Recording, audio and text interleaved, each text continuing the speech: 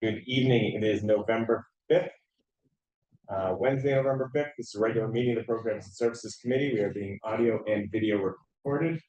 Welcome. At the beginning of the meeting, we have Vice Chair of the Committee, Councilor Bill Humphrey from Ward 5, Councilor Julie Malachy from Ward 3, Councilor Stephen Farrell from Ward 8, and Councilor Alan Lobovitz from Ward 6. My name is Josh Prince. I'm the Chair of the Committee, Councilor at Large from Ward 4. I think Councilor Mickley is still with his very young baby. I think Councilor Oliver will be joining us shortly. We'll see. I believe so. Councilor Baker will be here at 7:30. Okay, great. I'll try to remember to announce them when they show up. We are joined by our new city clerk, Mr. Drew Wilson. Welcome and congratulations on again. And Katie Holden, of course, our able committee clerk. First item is item 287-25. This is the appointment of Ellen Penso to the Council on Aging. Now, members of the committee, here's the situation we're in. Ms. Penso is a new appointment, so normally we would take up her nomination, hear from her, etc. You've probably seen her materials in the packet.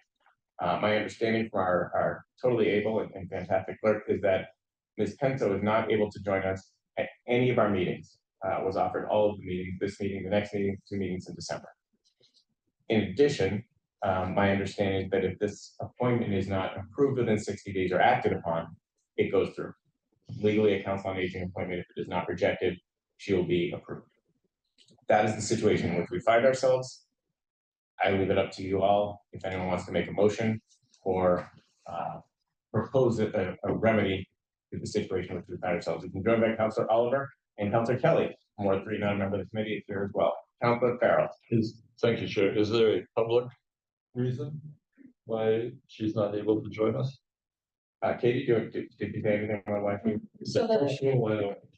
No, so I offered her 2 dates in October and 2 dates in November, and just scheduling conflicts. I think she was away the first meeting date in October, and then the rest she just said she couldn't make it. Thank you.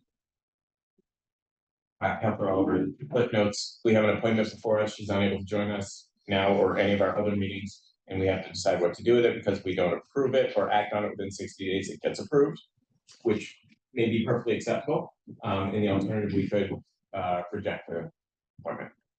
This is just to say that if we hold the item, no action is approved. Councilor Humphrey. Yes, we could potentially advance it, and if people have concerns or questions, they could contact her on their own before the full council meeting. If you want to move approval, by all means. Well, let me hear what people think about that proposition. Yeah, sure. Councilor Farrell.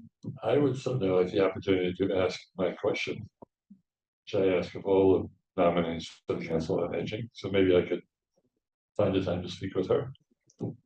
Yeah, so one thing I'm here is that we could hold this item, we could put it on our agenda for next time. Anyone can reach out to her on their own and ask any questions that they have.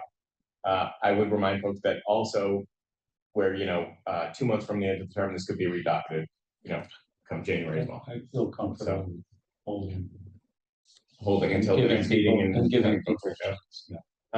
And That was my main concern, that it's just a custom and tradition that we ask people to be enforcing so we can. well, But I think it's the duty / responsibility of the council to evaluate the nominations of the mayor. We have a role in the process. yeah, I think we've determined, or our rules have established, that a sort of in-person interview on an initial is at least the customary method by which we do that.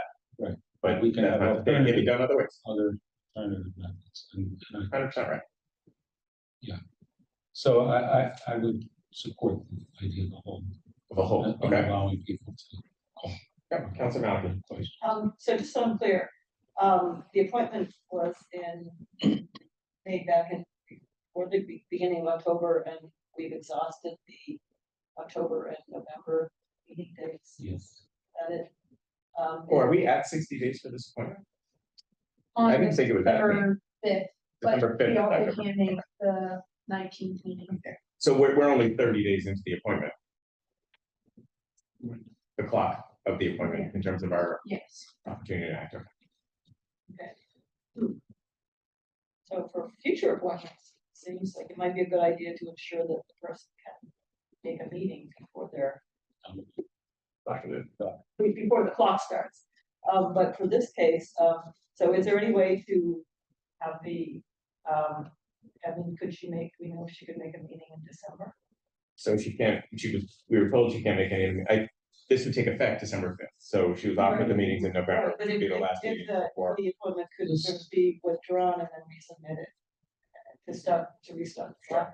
Yeah, I would only say that in terms of confirming her availability before appointing, that sort of combines two authorities, that's the mayor who appoints and the Right. council that schedules, so I don't think that's gonna work. We would have to either ask or rely on the mayor to reappoint, to make that request, but the action of the council would have to be, I think, to reject. If the desire were to have it resubmitted. She could have joined by Zoom for 10 minutes. So this is. Yeah, I have, I did not speak to her, I don't know what the reason I'm was. just saying. Yeah. To me, it's a little problematic, but I would support the whole. So Yeah, Council Carnes. what does the hold do? So if we hold it, which I think you have all persuaded me that that's the right thing to do here. I didn't know what to do, which is why I threw this committee. So that's what I'm gonna support.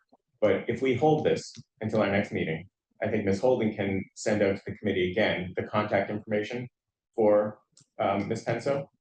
Any committee members can, on their own, contact her as they always could. But then we deliberate in committee. So you can do your homework, you can call the nominee on your own, right? There's no open meeting law violation as far as I know in doing that. And then we can come back into committee, bringing that information that we all gained from our individual experiences and deliberate on whether or not it's an appropriate appointment. Just from out of my own ignorance, so hold doesn't say. You seem like a really good candidate, but we want to meet you personally.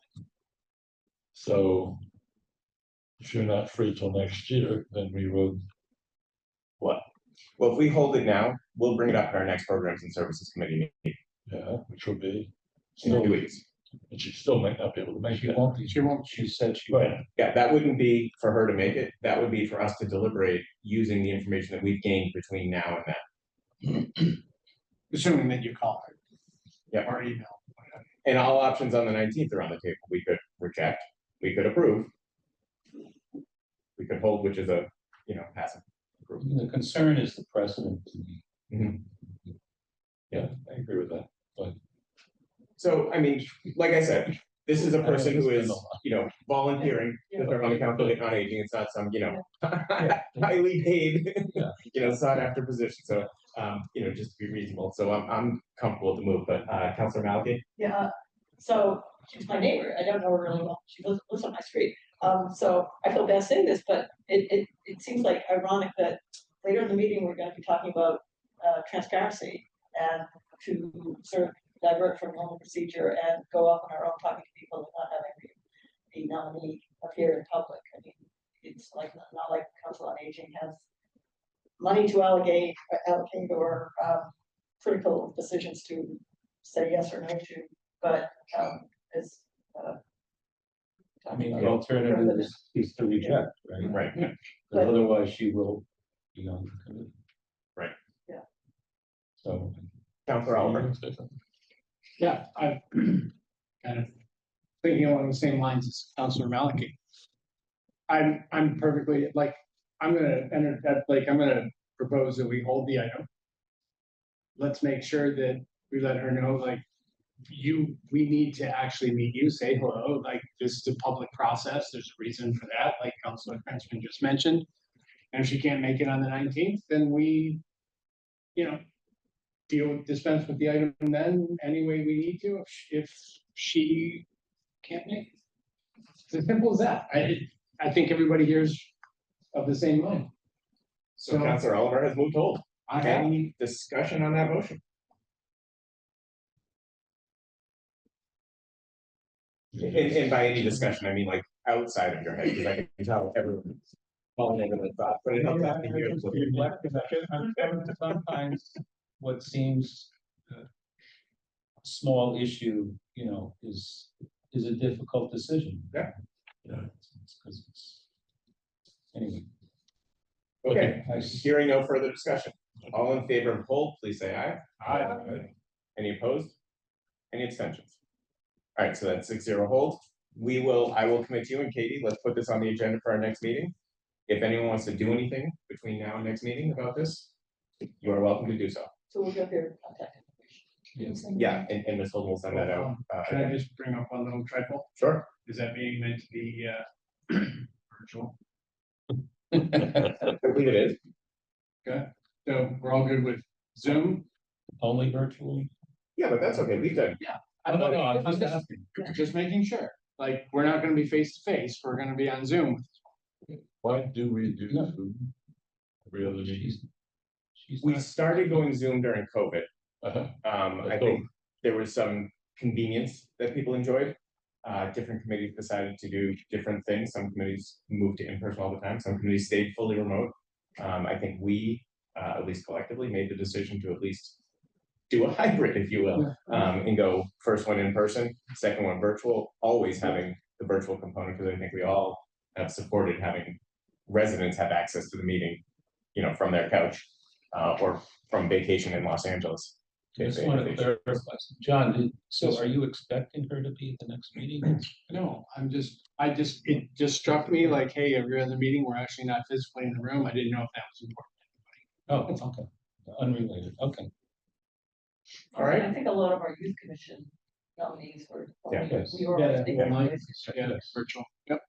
Okay, so we have held that item. Great, thank you all. Appreciate the discussion. I really came in not knowing what to do about that, and I feel comfortable where we landed, so. Next item is item 191-25. This is requesting a discussion regarding increasing city transparency and improving the sharing of information with the public. Councilor Kelly, and several others have docketed this item. Do you want to say a couple minutes about why you docketed this, and then we'll get to our presentation? Please, come over here and put the microphone. We won't. I am running this meeting. I did not invite her to the table. I was waiting for the invite. We won't call you, Mr. Hartman. I hardly ever make it to this meeting because I'm at PF down the hall. I docketed this item and I should have noticed who co-docketed it because I just heard from several other counselors who were never asked to, and I thought it went into a system where once you docketed something, it went to everybody. And people at PF were like, I was never asked, I would have signed on, so I'm just gonna mention that. In terms of co-sponsorship. Yeah, in terms of transparency and participation, and I've heard from others that they felt like they were never given the chance to co-docket or sign on to things. So I think that's something we should just take a look at and be sure that everybody does get that. In any case, they might be wrong, but whoever co-sponsored, I did it because when we first got the league's report, which I thought was excellent, it was like a study, a summary, an analysis, and then some recommendations. I thought it deserved a discussion amongst the counselors about how we might look at this and how we might be able to implement, understand some of their suggestions and implement one. And so you have asked, you, Mr. Chair, have asked some members of the league to come tonight to give a update on that. And I'm happy to vacate my seat and give it to them, but I think that transparency, we hear about it all the time from constituents and even from other counselors about how what we do does not seem to be so apparent and open to the public. So I look forward to hearing more from the league about it. Please, Yeah, so just sort of a couple words. My thinking on tonight, I will, open it up once the item's open. But my thinking on tonight and my plan was that we had this excellent study from the league. And I wanted to give the league an opportunity to present that to the committee. My intention would then be to pull so that we can sort of evaluate and think about what we want to do, what we as a council want to do about that in the future. To not necessarily take any action tonight, because obviously we don't have a proposal before us, but we would get the thoughts and ideas about some things that could be done.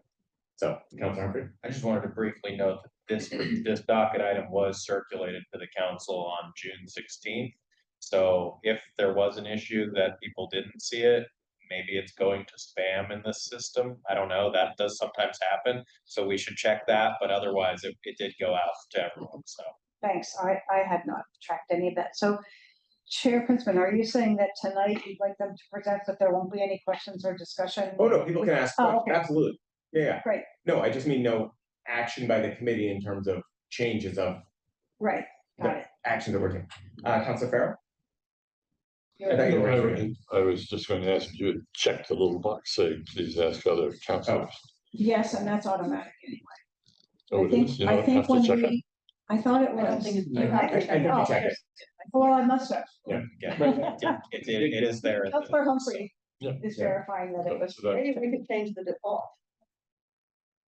question Alright, was so- answered before us. So with that, Ms. Dwight, are you presenting to us? Just you and only you? Yes. Okay. You wanna come up too, Yes. just in case for answering questions? Yeah, please.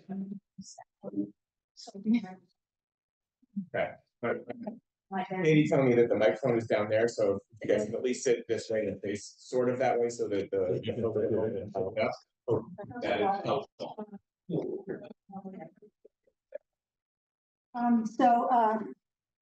Good evening, everyone. My name is Frida Tweck, and I'm one of the co-presidents of the League of Women Voters of Newton. I'm joined by my fellow co-president, Jane Harper, as well as a fellow board member, Alex Chevron. We thank you for giving us the opportunity to present tonight on our transparency report. And I am going to read from prepared remarks because I just do better that way. And I know it's a more informal setting. And I also want to thank Councilor Kelly for advancing this to programs and services and giving us the opportunity to do this. So the League of Women Voters strongly believes that transparency and accountability in government at all levels is vital for a wide variety of reasons. To encourage civic engagement and participation, to build trust in government, to allow residents to evaluate the management of public resources, including progress towards goals, to improve services and outcomes, and to track and monitor the actions of governmental bodies and elected officials.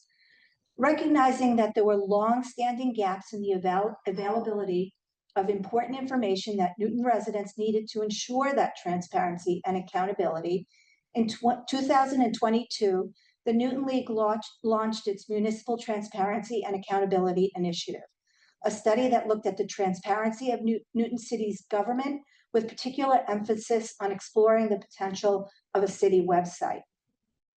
League of Women Voters of Newton emphasizes that it launched this transparency initiative to address long-standing deficiencies. Our report does not reflect on or criticize a specific administration or specific municipal leaders past or present. Another motivation behind our transparency and accountability initiative was the awareness that there have been significant advances in recent years with best practices related to municipal transparency and municipal websites. The content and format of a municipal website has become one indication of a municipality's commitment to and value placed on transparency. That initiative and study culminated in the publication in November 2024 of our transparency report, in which we laid out certain recommendations that call for a commitment to adopting leading-edge transparency practices that can form the basis of a new relationship between the city government and its residents, where residents can engage more knowledgeably and actively as partners in the policy-making process. Factual information can be made readily available, thereby preventing the spread of misleading information, and trust in government can grow. The report is available on our website, and I encourage you to read it or review it again if you read it when it was first published. We understand that embracing these best practices for government transparency will require city resources, and therefore we are here to advocate for, one, the formation of a Citizens Commission on Local Government Transparency that would be tasked with creating a detailed roadmap to greater transparency while limiting the demand on our overstretched city government personnel during the exploration phase. To formulate a plan for improving trust and engagement through greater transparency, a wide range of input is needed to reflect the diversity of needs in our community. Newton has a history with successful ad hoc citizens commissions formed to explore remedies to local issues, and we believe that approach can work in this instance too. Secondly, we believe it is necessary for the city to commit resources not just to redesign Newton's website, but to transform it into a tool of transparency that incorporates current best practices for proactive information sharing with the community. I'm going to go into a little bit more detail about what our report includes. And if I don't run out of time, just let me know. But we just wanted to give you some examples of what the things that we're talking about. So first, we think we could create a culture of transparency at Newton's government by adopting standards to ensure that accurate information is consistently shared in a timely way. Many municipalities have a transparency mission statement that lays out the practices and policies to ensure open, timely access to information. That includes information on the city website about how the government is organized and presenting departmental information in a consistent manner, a robust website search function, an overview of major processes, including budgeting and legislative function, and adopting open data sets. We also think that we could encourage local advocacy and volunteer leadership with a greater transparency. Newton has a wealth of volunteer-run community organizations that contribute to the rich fabric of our community and make Newton a great place to live. Volunteer leaders of these organizations need easy, reliable access to information about a variety of things, and they need to know how to navigate city departments when seeking to resolve issues. A lot of them have told us in the survey that basically they navigate the system by talking to people that they know, not by searching the website, because they find that it's too difficult to do that. We think it should not be necessary for an individual to have personal relationships with elected or government officials in order to be effective local leaders. Third, we think that we could increase greater fiscal transparency. Ensuring residents and local businesses have access to information about the use of tax revenues and the management of city assets is a cornerstone of local transparency. The fiscal information shared on Newton's website doesn't meet current standards for good municipal transparency. Budget spreadsheets and financial reports are not necessarily user-friendly, nor are they easily searchable and sortable. Municipal software packages like ClearGov, Open Checkbook, and Visual Budget are off-the-shelf, customizable software packages that make it easy for municipalities to share fiscal information that is understandable to the layperson. Newton should explore utilizing one or more of these platforms to better share fiscal information. Fourth, we believe that the City Council and other public meetings should be made more accessible. Public meetings are a significant part of the local government process, and Newton should do a better job of making it easy for people to know what is taking place in them. Docket items, voting records, and attendance histories for public meetings should be easily tracked. Full meeting minutes that attribute comments to identified speakers should be the standard, instead of relying on meeting summaries that are selective in reporting comments, or recordings that can be time-consuming to listen to and prohibitive for most people seeking to follow a single issue. Standards for timely posting of agendas, meeting materials, and minutes or transcripts are also crucial, and information about meetings should meet accessibility standards. Newton's new docket tracker is a huge step toward meeting current standards for transparency. However, integration of the docket tracker with meeting agendas, packets, and minutes is a crucial next step to ensure that users of the tracker can understand the context and outcomes of legislative proceedings. On a personal level, I just want to note that I was looking for some information about, there was a item that the City Council had approved about drug use, I think by anybody over the age of 18 that affected high schoolers. And I was in the high school speaking to them, and I could not find a place where I can identify where that particular action that the City Council had taken was located. I could not find it. Fifth, we believe that we can unlock the potential of open data. The availability of robust data can be useful to residents in a variety of ways.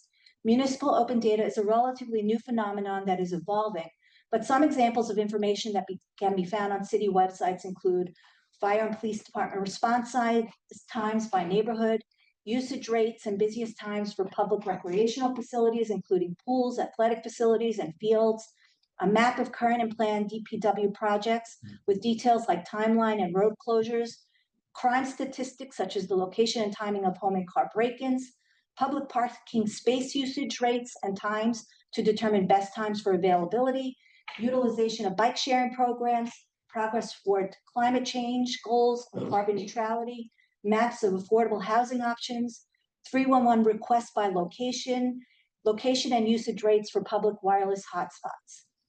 In closing, a government that is committed to transparency translates into ways in which information availability will improve quality of life for residents. Greater understandings of the workings of local government leads to increased accountability and encourages higher levels of citizen engagement. Tools to make municipal spending comprehensible to the layperson can provide assurance that tax dollars are being wisely spent. Access to public safety data might give residents trust in the equitable treatments of neighborhoods, or conversely, might reveal underlying inequities that need to be addressed. Crash and traffic data will inform residents about the safety of streets in their neighborhoods and enable them to advocate for improvements. Data and visualizations that capture progress toward climate change goals will indicate whether current policies are working. For all the reasons we laid out above, we hope you will consider investing the resources needed to ensure this commitment to transparency by forming an ad hoc committee to explore options for best practices and devoting the fiscal and human resources needed to transform our city website to the kind of website that our residents deserve. The League of Women Voters of Newton remains committed to helping in the implementations of this goal. We thank you for your time and attention to this matter. Thank you. I think that was exactly 10 minutes, by the way, so. Nailed it. Apparently. Thank you. I think it was great. I think it's really interesting stuff. So I want to open it up to the committee to Do you for need to questions. stay here? Yeah, stay here. Folks, I want to ask you. Councilor Oliver. So not only am I a devoted supporter of the notion of transparency, like this is what we talked about in January, I think, when the three of us sat down. And if you guys are going to remember that, way back when we did that CDWG, right, and we made those recommendations, what I loved about the work that League of Women Voters had done and the work that City Council had done is the feedback from both surveys was so similar. It just seems to me like we got to do this. We also, as a council, just again, reminder, because it was almost 2 years ago now, we did pass a series or several resolutions that went to the mayor's office, and she actually did fund a program that we're currently, like, it's a slow roll, but it is getting off the ground. We've held training, we're getting out into the public, we're helping people, have better, hopefully, conversations in our city. And the city's website obviously is a massive cornerstone of the ability to transfer information. And, because the initiative derived from or perhaps catapulted into the limelight because of the teacher strike, there was a lot of activity around the budget. There was a lot of concern about, well, how do we help people, navigate their way to understanding how it works, who's in charge of what are these processes we go through, so on and so forth. And if I recall correctly, just about every step of that information was, and the resolutions we put forward were approved 22, 23, 24, 0. So, I mean, I think that the desire is certainly there. I think that the resourcing of it, right, and the funding of it is really what we've got to start to tackle. Because I think anyone who's used our website for more than 5 seconds understands that there's probably another level of improvement that we can reach for. Although I will add that the new search engine is much, much, much better. That said, there's still a couple of rungs worth of improvement to go. I'll stop. In your review, have you seen a city website that you think works? We looked at 5 that were reported on in our report from different. We tried to identify cities that were similar to Newton, and we didn't just do it in Massachusetts. We looked at other cities throughout the country. We did a little bit more than 5, but we talked about 5 in the report. And yes, even Arlington has a better website than we do. Even Arlington, which is a smaller city than we are, has a better technology, or not technology, just they use the software that's available to better effect than Newton does. But we looked at Arlington, we looked at Boston, we looked at Cambridge, we looked at South Bend, Indiana, we looked at Evanston, Illinois. I think there was one more. I want to see Sacramento. I don't remember, but we looked at quite a few. And I was involved in that process. There were 5 of us, and we each looked at a couple of websites, but the report only identified a few. And not every website was perfect, but there were definitely things from other websites that you could grab onto and use for us. Some of it does require the expenditure of funds, and we recognize that, but we think it's well worth the investment. It seems to me that all of it's going to require expenditure of funds. Hopefully the new administration will accept that. I sent President Laredo an article about this from a town that has a website. I just looked at it and went, wow. And I think our website is abysmal. Well, that's also why we're recommending an ad hoc commission, because we think that they could spend a little bit more time looking at more cities Just, and investigating some more. just as long as the work that you have done over the past year, or you also doesn't just continue to be conversation, but really let's move forward. And nothing is going to be perfect, but Jesus, we ought to be able to get something moving. And I'm all in favor of that. Just 2 little experiences. There are 2,000 teachers who descended on my neighborhood yesterday in the middle of voting for a district-wide training session, and you couldn't find parking places anywhere, which was an issue, but really would have set so many people in the neighborhood is that nobody warned us. Nobody told us that it was going to happen, which would have gone a long way to calming down a lot of concerns. So, yeah, God, I think this is. Did you contact your board counselor? Pardon me? I don't mean, but I'll tell you this, it ended up, He was unavailable. it ended up with the superintendent of schools answering one email at 11 o'clock at night about this, where she accepted the blame for it all. But it's just, No, I agree with the point you're making, which is advance notice goes a long way towards tolerating basically any inconvenience that you experience. Right. A little bit of notice about what's gonna happen goes a long way. but, if there's a website where somebody can jump on and say, why are there 4,000 cars in my street right now? That would be nice to know, if they haven't gotten a notice before. So I'm all in favor of what you're recommending, what you've been working on for. Couldn't be more. Councilor Lebovitz. So it seems like the substance and the actionable item in your report is to create this committee. Is that correct? Just to clarify. We do think Is that ad a hoc. committee is the first step, Yeah, only that was the first because step. there are lots of people in Newton who have lots of great ideas. We've already, some of whom have already reached out to us. And we think it's beneficial to Yeah, have no, that I knowledge. But that is the one recommendation you're making at present. Is that? Well, correct? I'm just trying to Well, clarify. they had several recommendations, but I think your point is that a committee would lay out specifically how these things are gonna be accomplished. Yeah, Right. that's what I'm saying. Yeah. So my question is, I'm all in favor of that. So my question is, for this committee, what if we agree that that's an important thing to do? What action would we take? I'm just not familiar with the process. I'm happy to hear from others, but I actually think it would be docketing a new item to establish the group.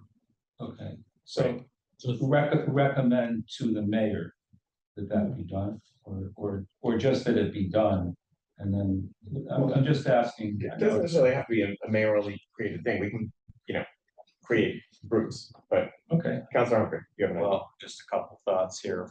First, the docket item before us is a pure discussion item. Right. So if anything, we're probably just taking a straw vote at some point before the end of the term. And honestly, I think we'd be hard pressed to get something together before the end of the term, and we've got a lot of new people coming in anyway. If which I assume they want buy-in from the administration side as well, that's probably not a straight just council committee. And my guess is it would be more like a blue ribbon commission type of thing instead. And you could stipulate that that needed to have certain transparency provisions to avoid the hint of irony. But I think, it wouldn't just be the council or else this goes nowhere. So, and like you said, there's lots of people out in the community that have expertise and ideas on this. And it would be good to hear from them and have some of them participate. So, yeah, my guess is we would be making a sort of provisional recommendation to the next council to think about, talking to the next mayor about what to do here. Yeah, I'll say very quickly, and I'll come to Councilor Farrell and Malky. I agree, and although the council can sort of establish things, I think part of what the effort here would be to change a number of things. And you would want buy-in across the government, both between the administration and the council, in terms of what the goals are, what the desired outcomes are. And support for that usually comes from a process through which all of those bodies were involved, right, in terms of formation of the committee, et cetera. So, Councilor Farrell. Just trying to understand. Doesn't the current president of the council inform future mayor? Hasn't he already bought into this issue? And didn't he, with you, create this committee, which is actually in existence already? I mean, do we You're talking need about to the community dialogue working group? But that's within the city council. What I'm hearing is Yeah. inside and outside. But we don't have to go through the whole process again, do we?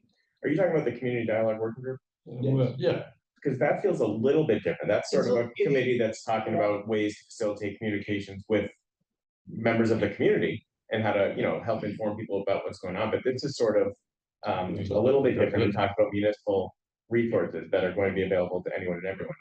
Well, maybe. Yeah. Because some of the, if I recall, there were 5 key findings, 2 of which we've been acting on, 3 of which were shelved because of budget questions, 1 of which was, oh my God, what can we do about this website? And the mayor at the time said, look, I can do this, we've got some things and, that have to happen first. IT is busy, lack of a better term, if I may paraphrase correctly. So they're very similar in their regard, but I would imagine the CDWG, right, such a lovely name, will be expiring at the end of this particular term. So Yes, but I mean, my point was, I don't think the CDWG is addressing open data on the website, more transparent, correct. you know what I mean? This is a little bit more comprehensive. They're both great.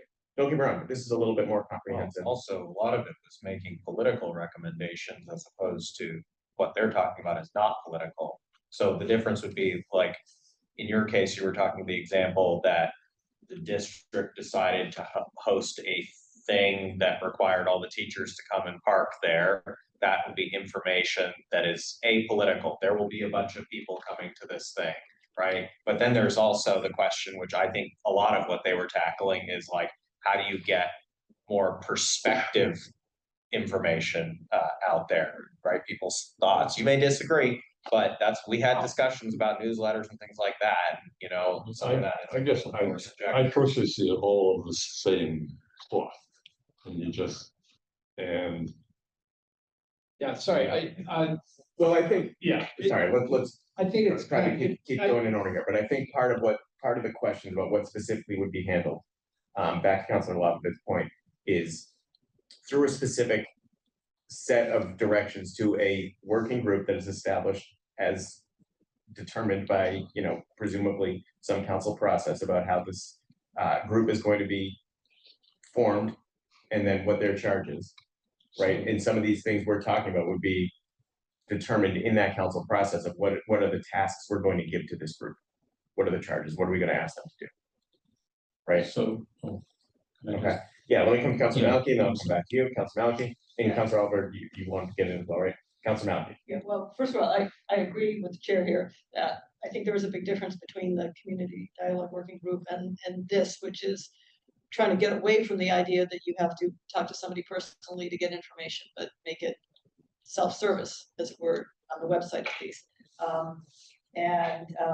I've got the report here, so I see that the cities include, although it's not the same for each sort of category of need, so there's the local batch, Newton, Cambridge, I see Somerville in here. But Carmel, I guess it's Indiana, the place with all the roundabouts. Evanston, South Bend, Cincinnati, Arlington, yeah, Evanston again. I'm curious, did you select the cities because of similarity to Newton, not because they had particularly good websites? It was a little bit of both. Okay, and then focus on the ones that had something to offer? Right. So we did pick some that had similar populations and a similar type of government as Newton, but we did want to look at other websites because they had things to offer that we thought were attractive.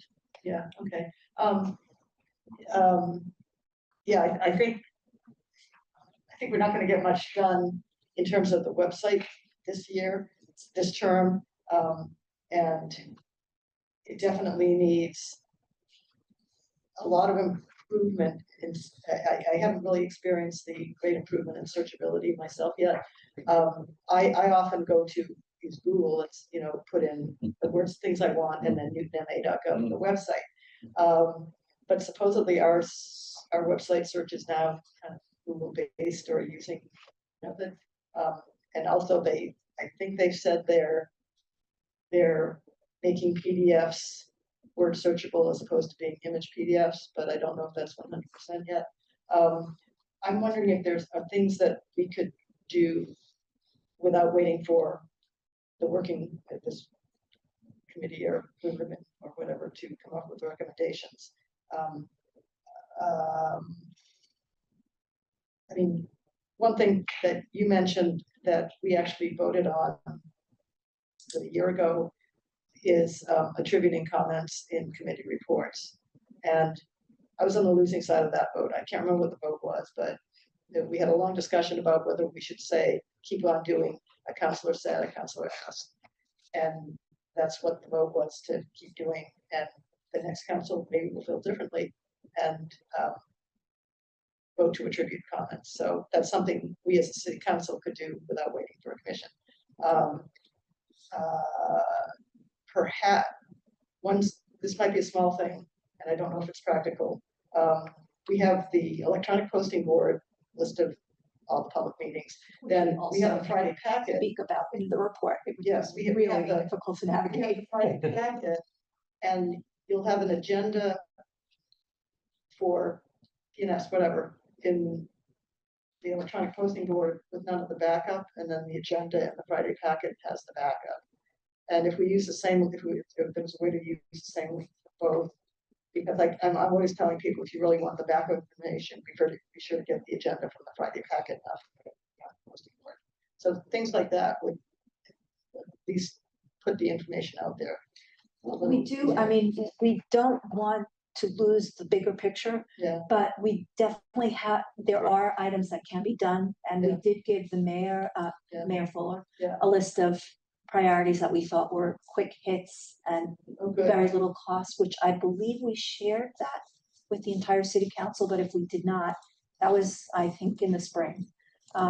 We can share it with you again, but a lot of it does depend on city employees doing the work. Right, exactly. And she felt that they had so many other things to focus on with her winding down her term. Your list maybe included the thing I have been nagging about and not gotten anywhere, and I've been nagging our mayor-elect, and hopefully he will feel differently, is that all of our public meeting Zoom recordings should be posted in an easy to find way on the city website.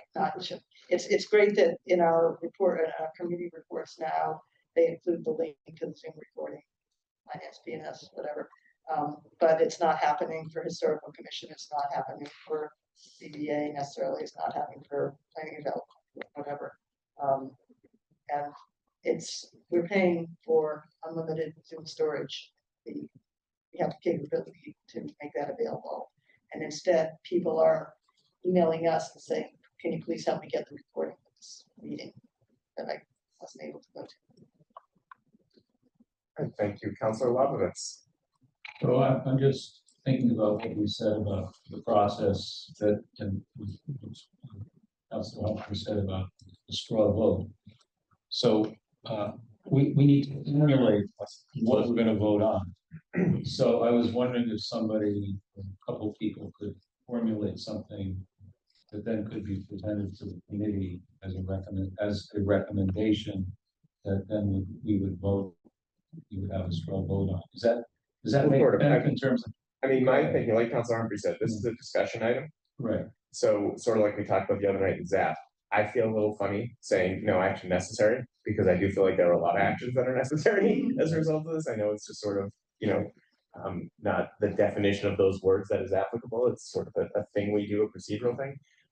But my intention had been to hold this item, or ask for a hold, so that we could figure out if we as a committee wanted to docket an item, or what type of item we wanted to docket that would actually form a group or something to that effect. I know Councilor Humphrey said, maybe we don't do it this session, maybe we just come up with some principles, because maybe the next council wants to do something differently, but totally and entirely up to the committee. I think in terms of this item, our options are hold or no action necessary. But I think there are things to do as a result of this item, things to do as a result of the report. And we use this item as a way to get the information in the report communicated more effectively to the members of this committee. I'll just make one quick comment. Sure. If you want to reread the report, we suggest you do it on our website, because the links are more, it's easier to go through the links, and the links are really very beneficial, because that's where we send you to other websites and other cities. So if you're going to read it on our website. Motion to hold then? Okay. Council Office has made a motion to hold. We can take discussion on that. So our discussion is not necessarily over. Councilor Oliver, I had you with your hand up and nothing. Okay, good. Councilor Farrell? Yes, and with all due respect to all of us sitting here, except myself. No respect to yourself. Yeah. I mean, I'm just feeling enormously frustrated by this process. And I would love us to say, let's charge, if it's appropriate, your committee to meet with the IT people and the people from the League of Women Voters, and just go and look at these things and see if any work, and what does it cost to bring one of them in, and are they adaptable to new, and just get moving on this stuff. We don't need, we don't need 22, 25 voices all going through the particular. Let's get a big thing in here and start moving on it. Go raise the money. We could actually raise the money to buy some software. I don't know, but it's just the whole let's put it to another committee is just frustrating. But I don't know whether your committee thinks your committee is appropriate to do this or what.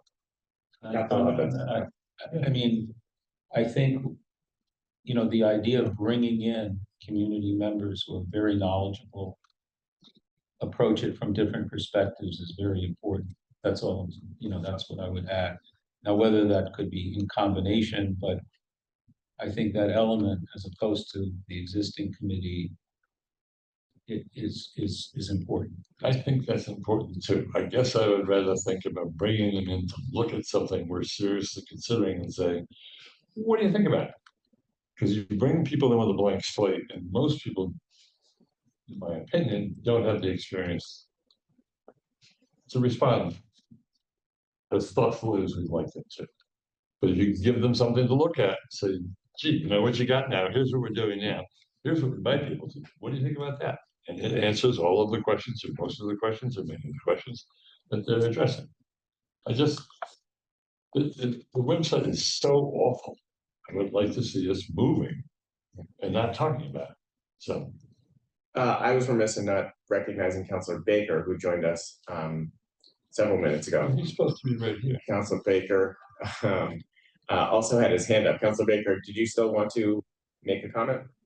Sure, I'm outside. We've lost the visual on you. We don't have our night goggles on. I think the other thing is I can't hear what he's saying. Now he's frozen. Oops.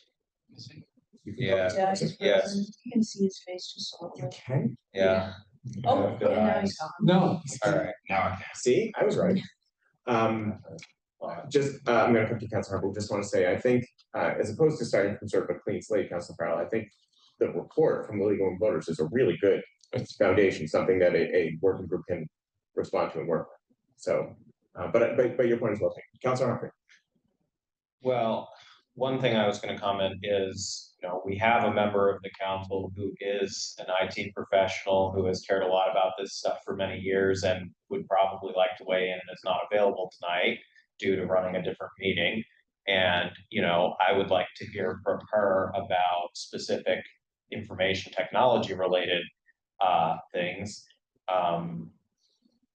I think besides the report, we're not starting from a blank slate in the sense that we have been having discussions behind the scenes about a bunch of these things with our IT staff and so forth. And a lot of this really does come down to resources and budgeting. And I can't speak to what the priorities are going to be in the next term on that front from the people making the budget, but that's, worth asking. But, I would hope that you'll give us a heads up when you're putting the agenda together where this comes back before us, to give us more than a few days to be able to go and say, what is it we think we want to, recommend here provisionally. But I think his committee is going to expire at the end of December. We've got 7 new counselors coming in. Oh. And You see him now? and we've got a new mayor coming in and so forth, so you can have whatever informal transition period that's what stopping.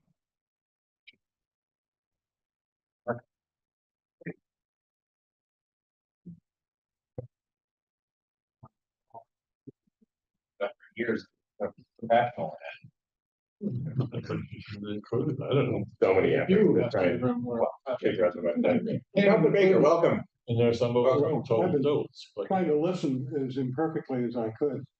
And I tried to call on you, and then you froze, and then you disappeared. But now you've reappeared. I'm So right here, so it's, what say you? no, I think the question of, you have to hold the item, but I think the new term, there could be certainly a sense of the committee to recommend to the new council and to the mayor that this conversation continue. I mean, it seems the item will automatically go away at the end of the term because of the way that we deal with rules. The docket items fade unless, so I think that having some sense of the committee to that effect would be useful, but it's not.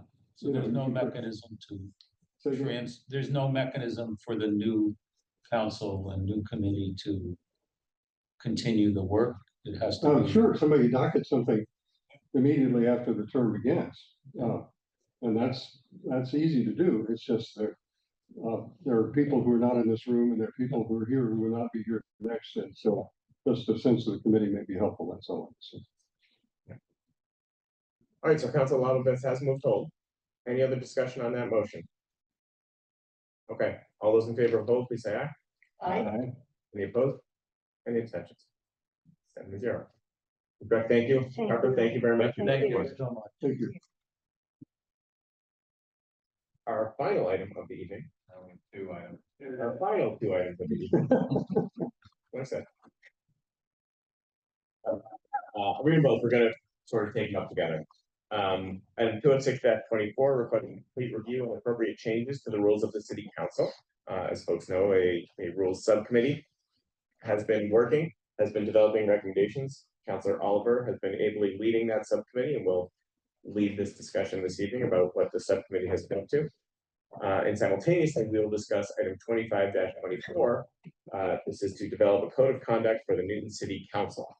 They come up together because, as Councilor Oliver will articulate, I think the thinking of this committee was that if there were to be a code of conduct, it would be a rule, it would come in under the rules of the City Council, it would be incorporated therein. So we as a committee sort of sent that to the subcommittee as a topic of discussion in those deliberations. So with that, Councilor Oliver, you want to tell us, what have you all been up to? Yeah, so we're going to start. So in the packet, there's a red line version of our current rules, with 1, 2, 3, 4, 7, 8 items that we took up and had edits to the rules. There was also an overarching kind of cleansing, I'll call it, of the way things were written. There were some clarifications. We replaced, actually, the legal department had us replace statements that we were making that effectively were meant to be the same as other ordinances in the city or at the state level. Those have now been changed to references in case the state or other ordinances in the city change, right? It's just housekeeping, simplicity of maintaining accuracy. So I think what we probably should do is just to, at least from my perspective, unless everyone spent several hours on election Tuesday going through and reading this verbatim, should probably spin through the red line. And I've got call outs as to where each of those edits are. Those So- 7 or 8 items. Correct, right. In addition to, there's a lot of formatting and things like that. Like the big one that y'all will see. Y'all. I can say myself, y'all. Okay, one of the things that everyone's gonna notice, right, is the table of contents, right? That was completely reworked just to bring like things together. And it is a little tricky in the red line. I apologize for that. We probably should have put a red line and then the clean version, I think, call it. So if we can just probably scroll through. These rules are from the future. And if we can go right to page 10, if that's all right, that's the first one that I have listed specifically. And by page 10, I mean, if you have in the upper corner of the actual rules document, the Yeah. page numbers, yeah, that page 10, correct, not the PDF, right? So that's page 2. And I give, we can scroll through them a little more brief. See some of the things. But if we pause on 10, or page 10, this was basically something that one of the counselors brought up that was, look, if we know we're gonna be here late, let's just write down, hey, the president can can start the meeting at 7 o'clock anytime he or she would like. So that's been codified here. I kind of see this as a fairly minor edit and things I mean, what was it, Monday night we did this? But having it codified here, I think that makes a lot of sense. Those are full city council hearings, just to be clear. City sure council, yes, yeah, this is, sorry, for the full city council, not necessarily committee meetings that are already effectively 7 o'clock. Whether they are held in person or virtual. Let's see, the next item is on page 23, again, sorry. Minor thing. Yeah. Is the word president supposed to be capitalized or not? I always get confused. In this instance, Well, this has gone through at least one round of edits and approval from legal. Okay. So I'm going to That- make the leap of faith that whichever way it appears here is the right way, or the way in that we have been doing it, perhaps. this instance. I actually think it is should be supposed to be capitalized, and I think it's not in that edit. I think Can you I ask don't them know a lot just of it's about right. that? I always thought it used to. The other thing actually is Is this it inside following, of that? following paragraphs, It's all at the he end is of the word. presiding officer throughout. I don't know if that makes a difference. The other things all say presiding officer in capital letter. Consistency. But Okay, I understand they're slightly different. but- So there should be consistency You get to read it. in all regards, whether he's. But we're talking about a presiding specific person, Keep sending me the. Yeah. not all presiding officers. Yeah, that's Just what I because- gotta do. I had a hard They copy on my capitalize. desk and they cleaned the desk off. I don't know go here. technology, but I know the English language. Council Baker, This is where I would. Council Baker, anything that was on your desk, I believe is under your desk, is still there. Oh, Under, okay, if you because want. I had a hard copy and I was gonna. Yeah, I know you like hard copy, that's why. So I will look into capital P president. No, that is good. And if Into it. one be consistent, number two, get it right. Sorry. Comment. you're wrong. And I'm sorry, I didn't hear, you said something about presiding officer. I'm just noting that the other things on the page say presiding officer, and although I understand where we were going with the intent here, it's possible that It might the, not, might not be the president making the Right. decision. right? So maybe it should be presiding officer, because you're making the argument, it should be, that should be consistent. Probably, yeah, Okay. just, You don't have a presiding officer until you have a meeting. Yeah, Yeah, I think the president, it's always the president that calls the meeting. yeah. Sure. I don't know what happens if the president is, Infirm. no, go mysteriously missing and is the subject of the next true crime hit podcast. If someone is having to schedule a meeting, maybe it's somebody else, I don't know, right? The acting Or president. they get bumped up to mayor, that's also a Where are you possibility. going? In the end, in the case of the. Well, end, I guess the point is consistency. All right, so I've got two notes on president and or presiding officer, P capital president. I'll figure that out. Okay. Great. So then if we can, perhaps slowly scroll to page 23 if we could. Are you going in order of the, I am trying to go best I can in order of in which they appear in the doc. okay, because I thought there was something earlier. Okay, Well, there's a lot of edits that we didn't, they weren't specific items. And if I got one out of order, please do correct me. Can I just make a comment about section 7? No. No, of course. But are we at 7 yet? Or can we get to 7 kind of as we scroll Oh, through? you're correct. Okay. I'm not sure where this falls on. So It's this is page 19. 14. Okay, all right, sorry. That Can we page go to number- 14? That page number is on the left-hand side. Yeah, I did notice that. Well, I don't know Oh, actually They go why. back and forth because it's like a binder. So I guess Uh, there's a rule that we've had, but I have not actually observed it being followed, that people are, when they're recusing themselves, they're supposed to state why. I feel like more often than not, I've hardly ever heard anyone state why. Do we want to change the rule, or do we want to just enforce the rule we have? What does it say now? I like the idea of telling us why you're recusing. I think in some cases, like in the case of Councilor Devens, like the first few times she did that, I Yeah, was like, what? And then I found out, oh. we know, but the you're right. public doesn't. I'm not defending the practice either way. I'm saying I think we should keep that in. Yeah. Explain why. The only thing I will say is this, I don't know which way I can go. But there is the state law is fairly specific about the process of conflicts of interest and recusal and disclosing conflicts of interest, and lays out a process for municipal employees, elected officials to disclose a conflict of interest. I'm only hesitant to do something here because I wouldn't want us to be in conflict with the state law, either about what that process is or what the requirements are. Counselor Baker, do you know what we're talking about now? Yeah, the conflict of interest section, Whether somebody has to declare the reason for their Recusal. we've never asked for that. We just had people say, I request to be recused for a conflict. So we're talking about whether we should require them to.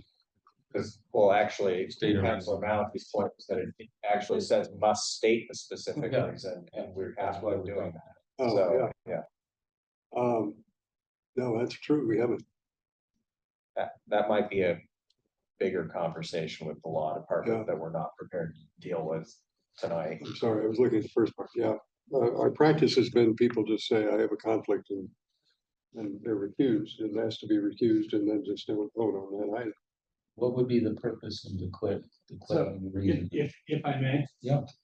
To your point, I'll point legal at that, go, Do we want it or not? yeah, right, Yeah. can we say this, or state law basically, as I understand it, says there's a process here, we should follow. I mean, there might be times when the person states the reason, it's like too much information that would kind of sway other people's votes.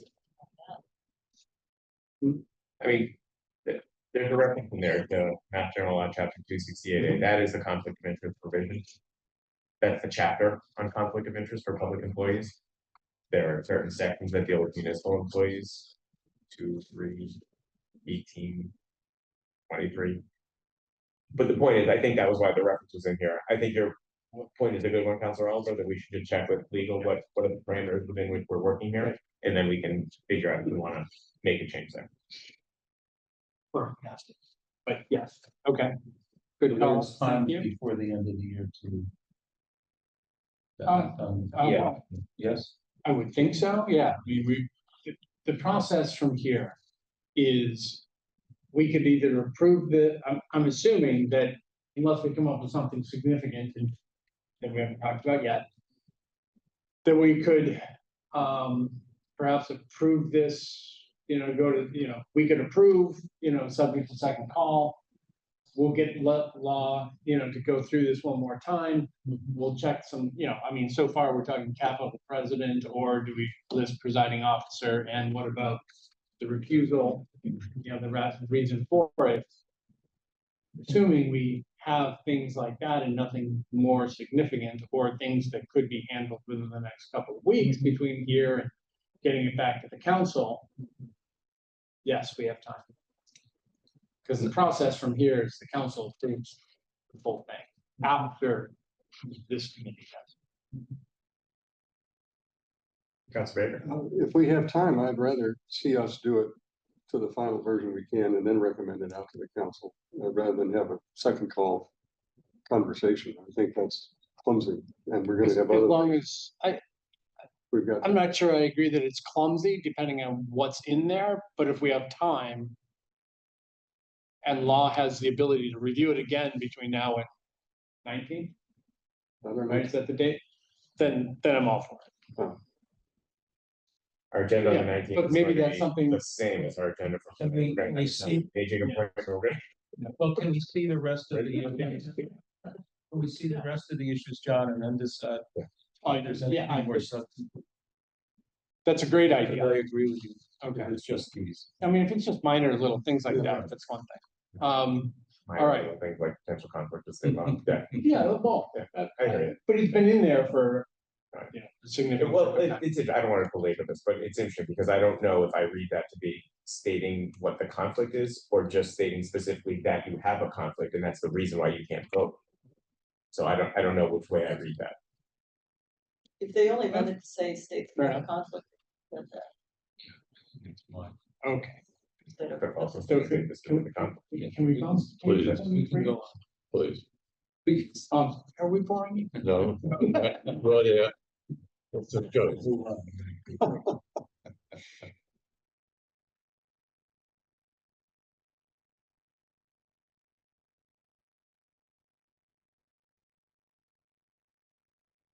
I think well, keep scrolling, I think the cleanup and references to provisions of law is really good and helpful, and especially if we get to the point where it's more dynamic and posted on the website where you can just click through Yes, to these references, I think it's the way to go. I couldn't agree. I think that's, well, I think that's law's perspective. They're like, oh, this just click. Yeah. Exactly. Let's not try and keep pace. So page 23, we had a conversation here about, it's in voting procedure. It's the last sentence there, section 3. If counselors at the table will recall, the process we went through for electing the current city council president was a bit clunky. We went through multiple votes on the exact same person 14 times. No, it's 3, then a break, Yeah. then 3, then a But I break. mean, yeah, so, but I think we got to 14 before there was any real opportunity for people to have a conversation about, okay, great, so let's talk about the machinations going on. what this sentence allows us to do again is to make it acceptable or to call out, hey, it's totally acceptable to call for that 10-minute recess at basically any of those junctures. As opposed to, I think last time, no one felt like that was allowed. I think we did take a recess. I at think one we point. did too. And we were kind of like, of course, we should be able to do this. It's stupid to just revote when nothing has changed. But the rules subcommittee recognized that it wasn't specifically articulated. In fact, Councilor Baker knows the whole history of this rule, but it was specifically called out that the votes were supposed to be successive and immediate. So, Councilor Humphrey. Yeah, just to clarify, so as it exists currently, if there is no provision for a break between votes if the candidates are the same and you're essentially deadlocking, right? And there's a possibility, of course, that someone could change their mind on the next one without whatever, right? And then there is, after it deadlocks 3 times, that bounces those candidates. So then there is a break, and we did have a break. Then we did 3 more votes, deadlock, deadlock, deadlock. That bounces again. So then we did a second break. And then we had, I think, maybe 1 or 2 others or something. I think we bailed in the middle of the 8th one or something. Right. We didn't go to 14 votes, but it was on the 8th vote, I think. But the breaks that we had were only because we had deadlocked 3 times, and there is a provision about deadlocking in there. So this change is saying that you could actually take a recess without bouncing candidates out, so that you could maybe bargain in some way between the 2 candidates or 3 candidates, however, there's a different procedure for if you are getting rid of someone on the, because they didn't get enough votes, but if they're actually all tying, then, there's no provision unless we change this to have a break to talk about it. But you would favor this. Yes, I think it's not gonna solve every problem, but it's a pretty reasonable, logical step to slightly improve the process. And Councilor Baker, I'm coming to you.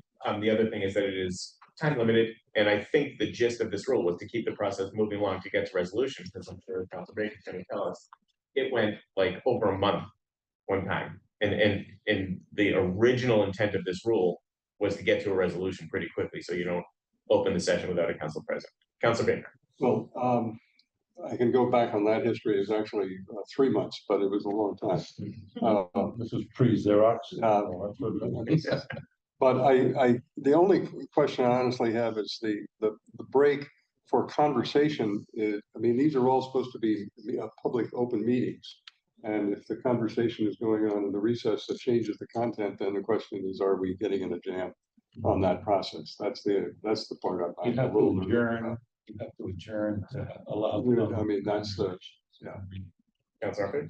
I mean, substantively, that argument doesn't really make a lot of sense, because you've been having potentially a month of discussions before you took a single vote, which are not subject to any sort of public transparency. So the point of the public transparency component with this is that the public can know who voted for who, but the public is never going to know.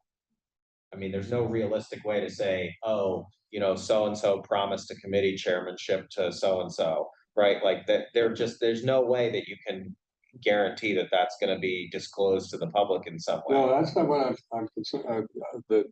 The actual vote is a meeting duly called of the caucus. That's the only question I have, is that the conversation, because the idea behind this is that somehow there will be a conversation that will change somebody's vote in the series. Whereas right now we have the series and people can change their vote and do that. That's my only misgiving about this. I think you're potentially raising the point of like 13 counselors going into a room and deliberating. Yeah. As opposed to, say, 3 counselors going in, pulling one counselor aside and saying, hey, let us talk to you about your vote, which may be not as transparent, but I don't think it is violative of the open meeting law. There's nothing about this changes open meeting law. You can't go into a room and have 13 having a discussion about this. 100%. I think Councilor Baker's point is, if you take a 10-minute recess, what's going to happen during that is quote unquote deliberations. Yeah. But if those quote unquote deliberations are of a minority or of counselors, I think that's standard operating. That's a fair point. Is this technically an item before the city council? No, I don't think it's, Well, then an open meeting law doesn't apply. no, but you will probably, depending on like this session, for example, you will have a majority of the city council present. Yeah. And debating on a matter that's going to be coming before the city council. We've had just historically, the argument was the caucus was not a meeting of the city council. It was a meeting of the councilors elect, a different body, even though some people were actually councilors. And in the Jurassic age, when I began in this job, we actually had secret ballots because they were, it was not a public vote. The clerk, you would write down they would be, tallied by the clerk, and then you would see who got votes, but you never knew who voted for what. The League of Women Voters complained about this and said, we don't think this meets the open meeting law. And the law department actually ruled in the fact that because the nature of the activity and the fact that there were a majority of the city council sitting, even though their councilors elected, open meeting law applied, and therefore all votes had to be taken in public. So just a little historical information. So do you think then that this I'm not, is I'm out of okay bounds, with or? it. I think I'm okay with it. I think the part of the process of just having people go through a dance step of the same vote, although people can change their mind, but the purpose behind this was to make sure that we had a mechanism for not having a deadlock persist. And part of the difficulty is I can see multiple recesses and things that begin to get pretty messy at some point. But that's the risk you run. But This was approved by legal, this, Legal has probably not seen this. okay. I think that their review of this document was before we took the vote. And oddly enough, the 4 people who discussed it before are now the ones kind of going, we're re-scrutinizing it. Like, can we do that? No, I'm comfortable with it. Yeah, I know, yeah. I mean, I think both it happens, it did happen, and I think it's necessary. Well, again, it didn't happen. That was a different thing that happened. It was between, It was after the candidates had been rejected because of triple deadlock. Then we did a break. Given that I was one of the candidates, I'm telling you that happened. I believe you. So this is, again, I don't think this is a sweeping change. I think this is an extremely minor change. Yes. And that there are a whole bunch of other things I would probably do if I had a magic wand to make the process run smoother and more effectively. But this is a very minor change that would improve the process. I agree. Does this need to be reviewed by legal also? No. Legal will see this entire document, including the next items that we go through. Legal's gonna see those too. We're moving forward. Are we? Good, all right, oh, I'm okay. okay. The next one that I have written down here is on the next page, page 24. What we have done here, now there are a couple that fall into this category, so I'll call them out. We have documented the process that we're going through right now, because oddly enough, it wasn't in there before. In other words, modifications to the rules. There's a process for it, but it was never documented. Now it is. It's, I think, 3 paragraphs. It might go on to the next page a little bit. I don't remember. Nope, just those, basically those 3 paragraphs right there. And it just basically says, we pick 4 people, there'll be a chair, all from this committee. They go through, they solicit any updates that people are thinking about. We go through the process of deliberations, those come back to programs and services, then onto the full city council for approval. And similar to the point Councilor Humphrey was making about the minorityness, the minimalist, the smallness. Right, yeah, all correct. yeah, the lack of bigness Yes. of the change. There is a process under the rules for the formation of subcommittees. Generally speaking, there just wasn't a specific articulation that a subcommittee of programs and services would manage the rules, or that it would happen every term, I think. Correct, right. We've had effectively rule subcommittee every term I can recall. Just So, again, sort of codify the process we know and love. Technically, we never designated one or met one in my second term at all. Yeah, for an entire. Well, your memory's better than mine. I think there's some reference to 2021 on here, so. So it seems like in this case, the clerk should remind those people at a certain point that the committee to meet, Form. form and meet and start, yeah. I think that's it.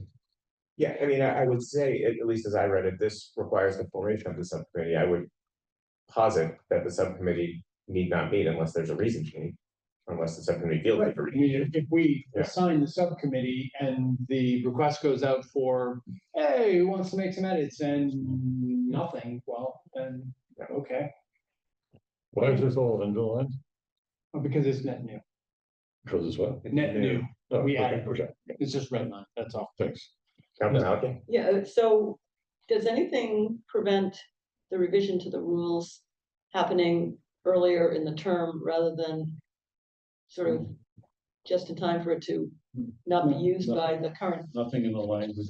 yeah. We're just, But actually, if I recall, and I don't know, again, if this is written down in here, but the idea is that when you start your term, you're basically saying, I agree to abide by the council rules. And if you change the rules mid-term, would we have to do that again? Or I had heard that the idea was that changes would just take effect beginning with the net new term.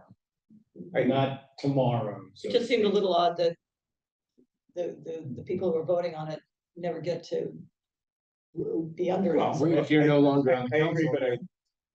but let me tweak it a little bit, which is, I think, and Council Baker, you correct me if I'm wrong here, one of the first things a new city council does is take a vote to operate under the existing rules, or under the rules as established, Oh, yeah. at a certain point, because you have to have rules under which you're operating. Once you establish a new council, you don't have those. So it's one of the first things you do.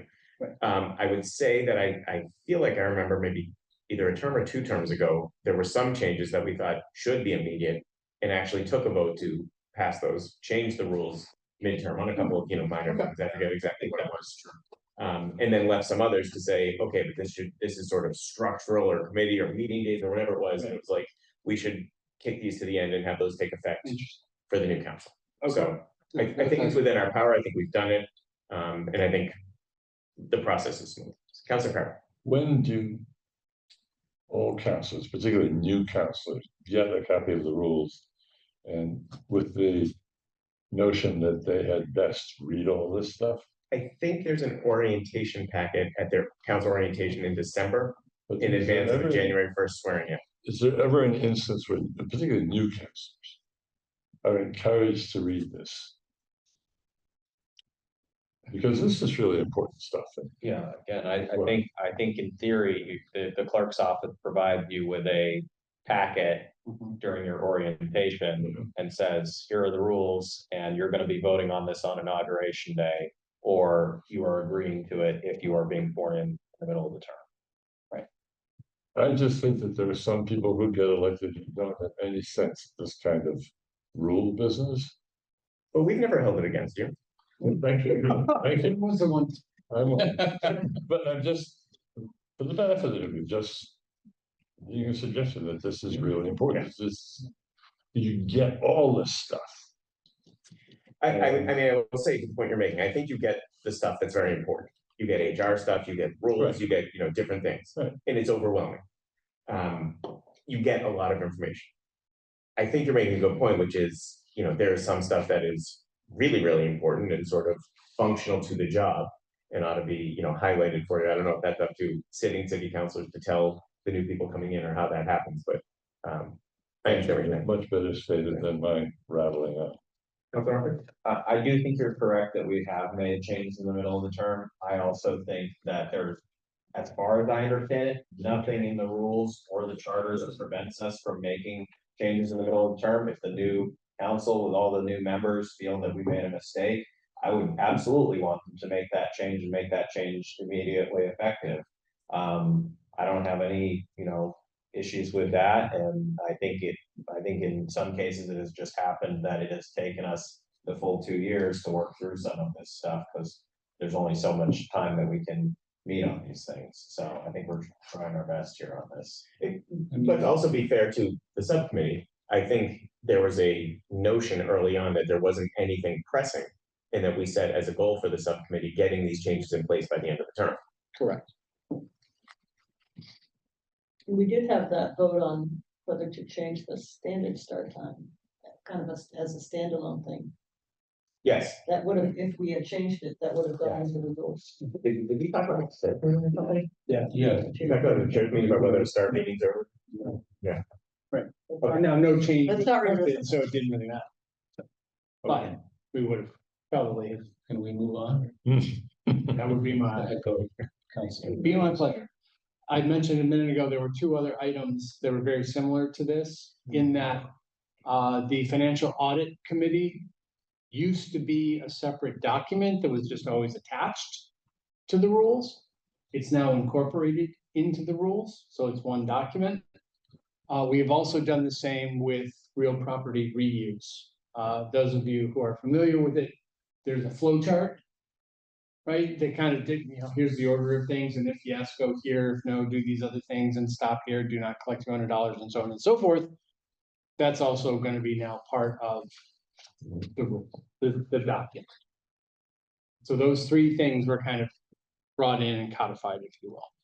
I'm using that word a lot tonight. Councilor Maliki. On the incorporation of the Financial Audit Advisory Committee, I think starting on page 36, there's a bunch of references to the Board of Aldermen that you get changed.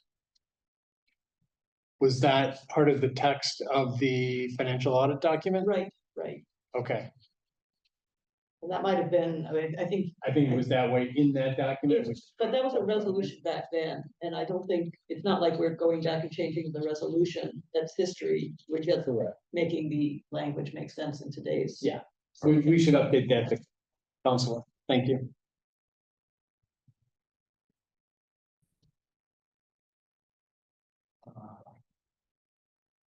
All right.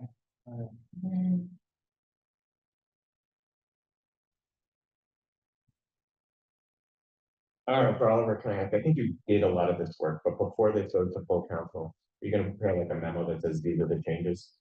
So, Yeah. I think you did that already. I did do that, but I need to do it properly. Make it all, but yes. Let's see. So there are two items that we're gonna be talking about, obviously, in addition to what's in this document. We have there's one last item that Councilor Humphrey wanted us all to review. And we'll go through that here in a couple of minutes. And then there is the code of conduct.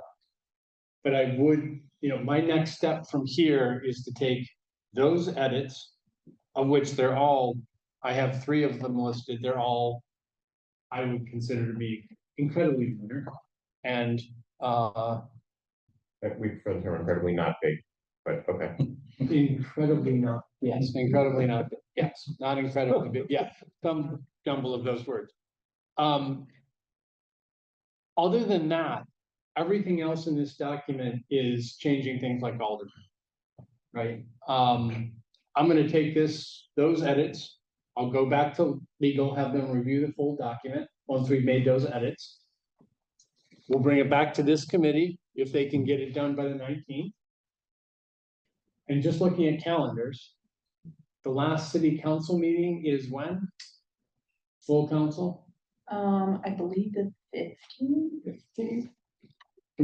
Is there a way to just double check. Well, I think there was debate on whether that was the first night of Hanukkah, whether you were keeping that as a meeting. Committed to trying not to run out the clock completely on this. To I give prefer that. give ourselves some. Just a margin tiny for with error, error, yes. you know. I would, I mean, Well, this part, if that, I'm not gonna require it to come back, if you can run it through legal and then it's, I will change my point of view, that if these strike me as relatively minor changes that could go to the council sooner rather than later. If there are other changes, they might need a discussion in committee, but you could do this in two pieces if you wanted. I don't see why. I'd prefer to do it in one myself. Okay, well, it But, depends. but to that point, maybe what we need to do is have the conversation about code of conduct, and then the last item here. Yeah. And then we'll have the whole package theoretically ready to go. Yeah, Yes, Counselor Lopez. I have one other thing to bring up in terms of the rules. And the reason I'm bringing it up now, because it's come up more recently as an issue or concern in land use, which is under the land use committee. I just broke my glasses, so sorry about that. It says. This way up. Article 1 committees. Section 3. A1A. Okay. I have That is, no idea. it's page 9.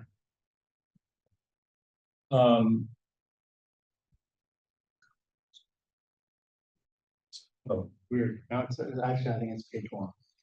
Because it says 9 and then. Yeah, it's page 1. matters relating to special permanent site plan approval petitions. One of them is zone change petitions for specific parcel requested in connection with a special permit and site plan approval petition. So, and some of us have been concerned about the land use committee, ruling on a zone change. I'm just gonna, we discussed that over the course of 3 different meetings with Counselor Block and someone. Vice Chair of Land Use, Lucas. That's right, yeah, Counselor Lucas did join us one night. I think the easiest way I can kind of summarize the conversation was because of the way that the city council and the responsibilities of land use acting as quasi judicial, those 2 things have to be tied together for those projects.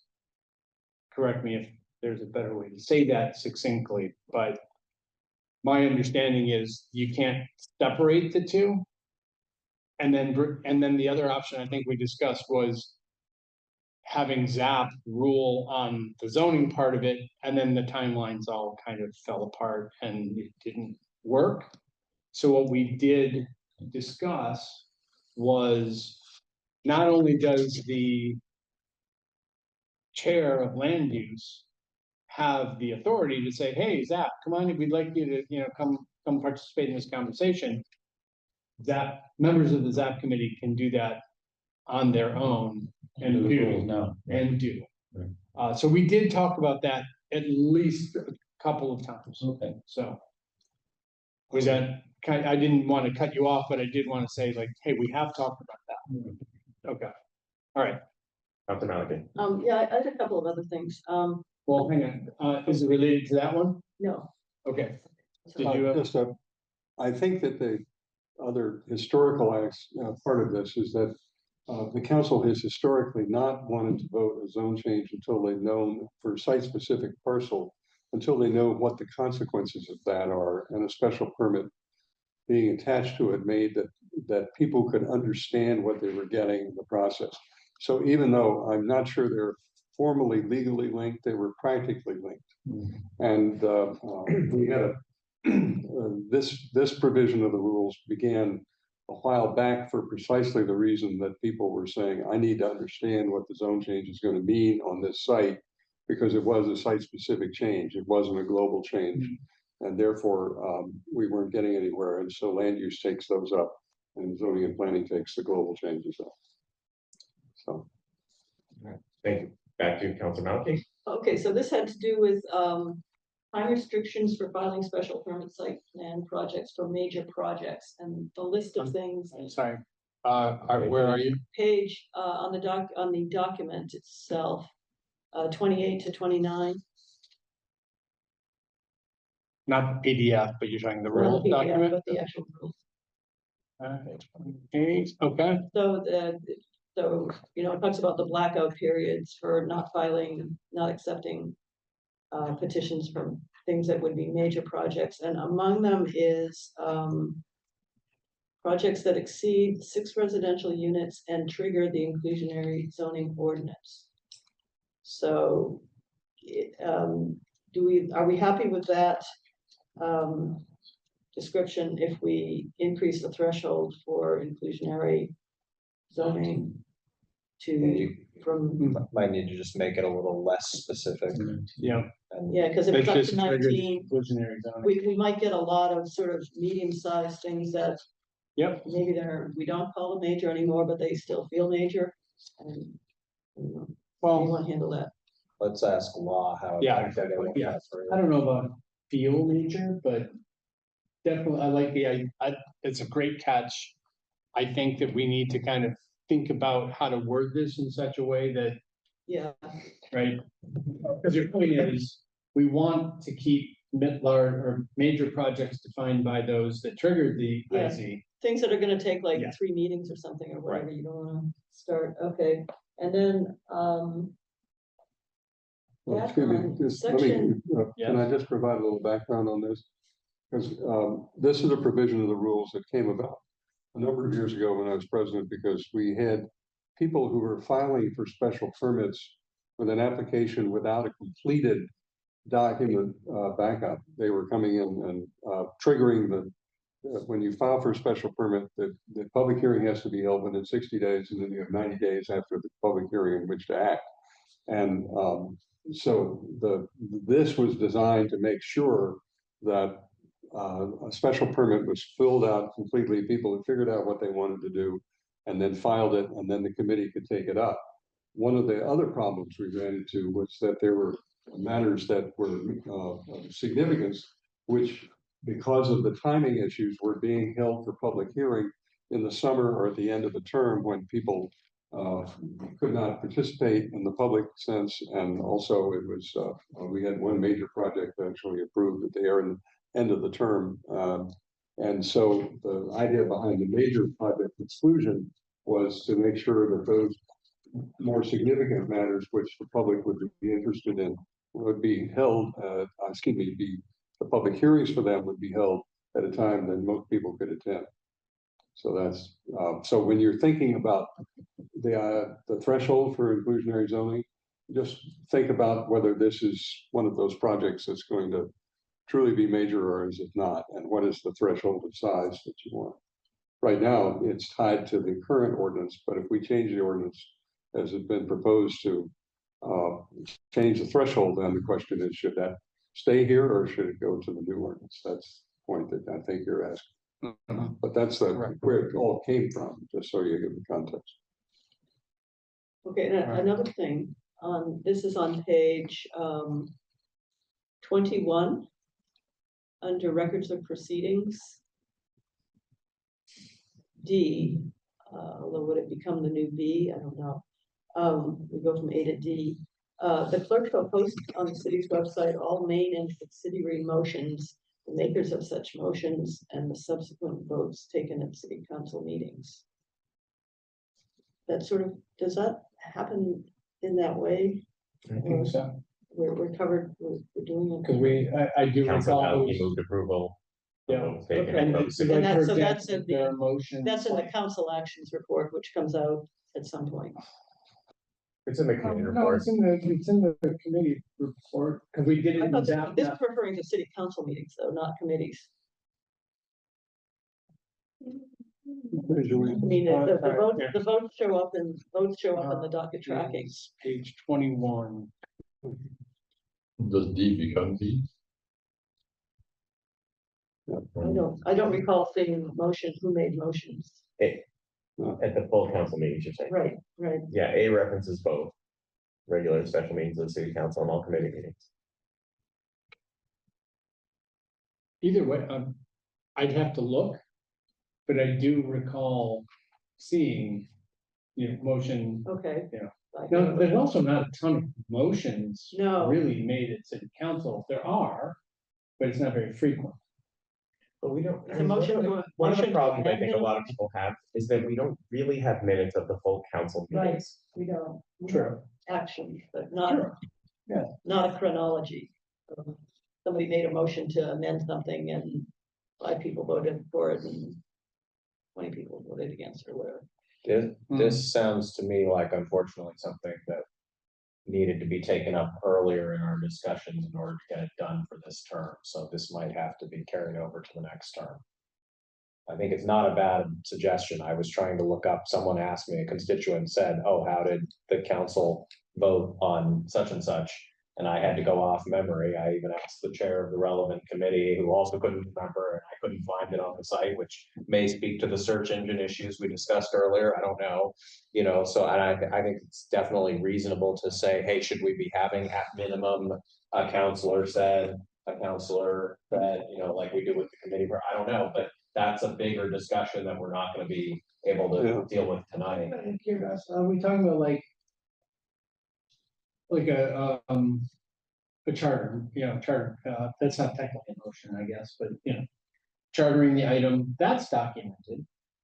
Now granted, it's documented when it comes back around to the council and it says. It's not documented in minutes, it's documented on the docket as the history, That's correct. right? Yeah. And I mean, listen, I think there should be minutes for our full city council meeting, but what I will say is that I think, and again, I'm gonna ask for Council Baker to correct me if I'm wrong here, but I think part of the reasoning of this was that there has been a prevailing notion that the work of the council happens in the committees. And that's where you need the minutes, you need the motions, you need the people. When it comes to the full city council, it's sort of up, down, send it back to committee. We are not in the habit of taking up a lot of amendments on the floor and things like that that are more appropriate for minutes. Again, I don't think it means we don't need minutes for the meetings, but I think they're slightly less important if you have very few substantive motions and discussions and votes on the floor of the city council. But if there are very few, then maybe they should be More so. documented. And clearly with PCOD, we were all doing amendments on the floor the whole time.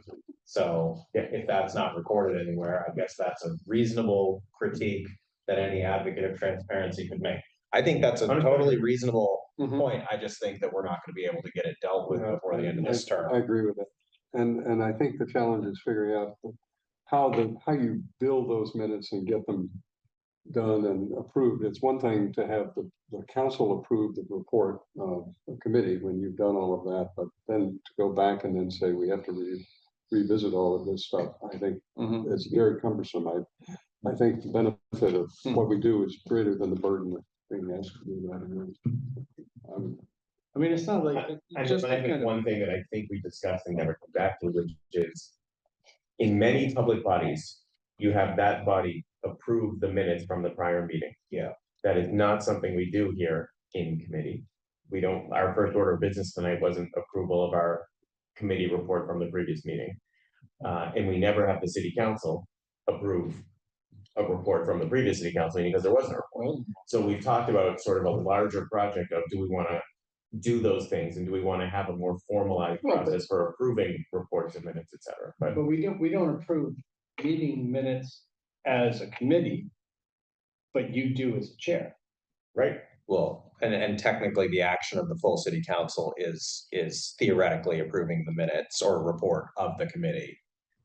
I don't know if you ever thought about that. That is actually what we're reporting Yeah, on that's true. and Yeah. voting on in the full council. The problem is that the full council is not subject to that, right? We're not starting each meeting with a line item saying, does everyone affirm the minutes of the Right, do we previous agree full with what city we council? basically Yeah, recording of what we did? right. Yeah.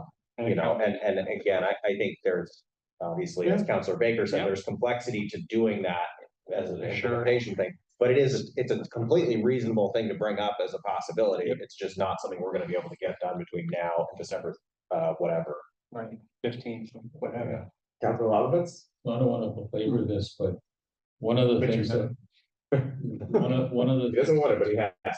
one of the things that's bothered a number of us, again, land use, is that reports are given at the land use committee that are incomplete.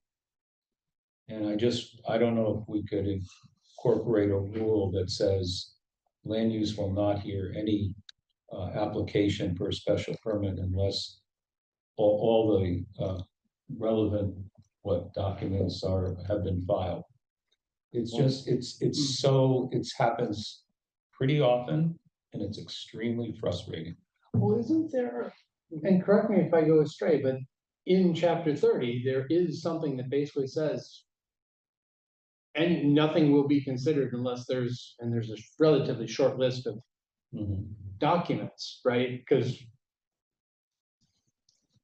Clinton Street was a problem because they changed those documents after they were presented and didn't tell us.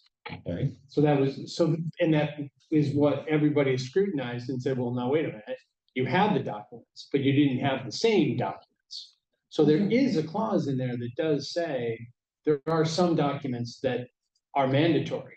It doesn't say everything, but there are certain documents, site plans, architectural renderings. I'm not saying that they're not mandatory. I'm saying that they should all be completed before the. Which is what it says. Oh, okay. Yeah, But it might not, it's not everything I that guess, you might look at. I guess is the my question, point. what I'm trying to understand is that before the special permit can be filed, the planning department has to sign an affirmation that the application is complete, that it's got all the information that we asked for. If that's an inaccurate representation of the facts, then that's. That may be true, but it's apparently not being done. Is that right. correct? I think it's not an issue of is it supposed to happen, but it's Whether an it's issue implemented. that somebody's not doing it.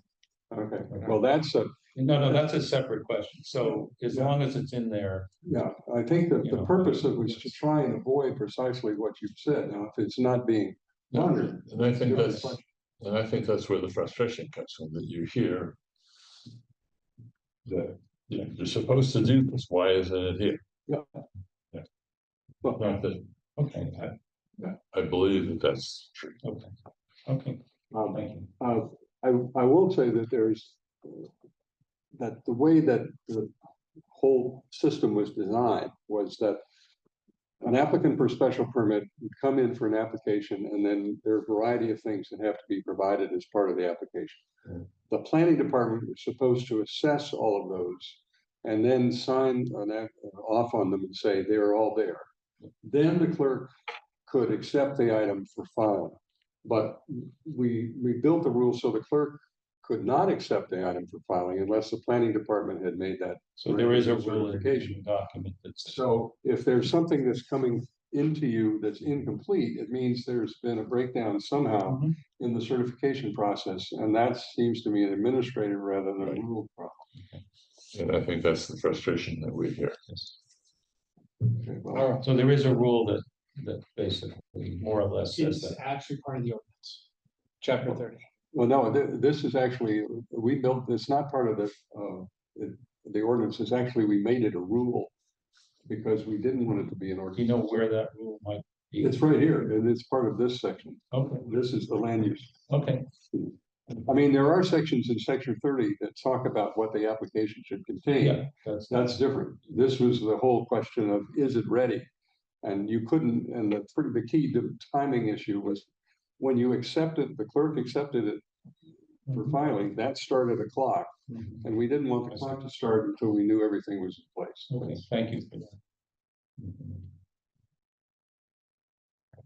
Is D going to become B? D is going to remain D until we have a chance to really vet how we modify that. Oh, okay. Because I mean, as Councilor Humphrey just said, I think it's and I concur, I think that's a legitimate concern that we need to bring up and deal with. But again, that's probably beyond the scope of tonight, because we have two very significant things yet to discuss with this. Oh, good. I knew you'd love that. The final two. Yeah. Well, depends.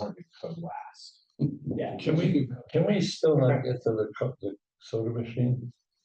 You cannot get through it. All right, so are we on to the last two things? Yeah. I think so, unless there was anything else on your list, Councilor Malik, because those are both really good. The other thing I'm interested in is that whole business of reconsideration, but that's something for next term, I think. The fact that we have these sort of, we vote on something and then we immediately reconsider it, it's like, what's the point of it? But that's a big argument. There's an argument that where it does make sense, but yes, that's a larger conversation. Yeah, I think so. Okay, so if we go to the end of your packet, This is, yeah, Do you wanna run within through the this? Yep. digital page numbers, this is 67, so we're almost to the very end. The pages after that are just the report from our discussions on it. So we haven't determined where in the rules we would put this. We want to first have a discussion, to make sure people are comfortable with this or not before we decide exactly where to weave it in. So this is a change in committee powers and ordinary councilor powers. So this is for docket items that are filed by city councilors that do not have existing timeline requirements. So this is not any of those, it has to be confirmed within 60 days. It's none of the land use stuff, none of that, right? Two requirements being proposed. And if you check your email, you've also received the letter from the League of Women Voters of Newton endorsing these two changes.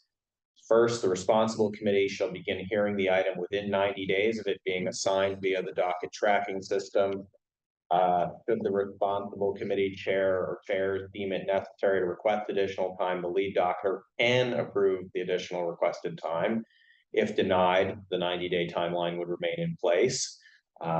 Second, if such a docket item has not received a vote in committee within 6 months of being accepted to the docket, a simple majority of all sitting councilors may sign and submit to the council president a discharge petition that releases the docket item to be considered at the next meeting of the full city council without a report from a committee. And this was a change that was supported by me and by Councilor Oliver. And the thinking here is, it is not necessarily the case, nor probably should it be the case, that this would automatically be happening for every possible item, but that by having it in the rules, it creates some pressure to make sure things are moving in an orderly fashion. And there are ways that they can negotiate if there is a legitimate reason why something is being held up and can't get to where it needs to go. But that it is possible, if it comes down to it, to circumvent a chair that simply does not want to hear a particular item. Now, you may be asking, does this come up a lot? Fortunately, no, it doesn't. It does sometimes come up. I would also note, I won't get into too many of the specifics, but there was a conversation at one point behind the scenes a while ago about someone wanting to file an item, and some of us had to remind them that if they filed it, it was probably never going to see the light of day because of, it would be easy enough to just say, this is never getting onto a committee agenda, it is never coming to a full vote of the council. And so that wasn't even filed because the person decided, you know what, I'm just gonna do, talk to counselors outside of the council or whatever, right? I'm not gonna deal with this as a docketed item. So it does have some effect, the current system.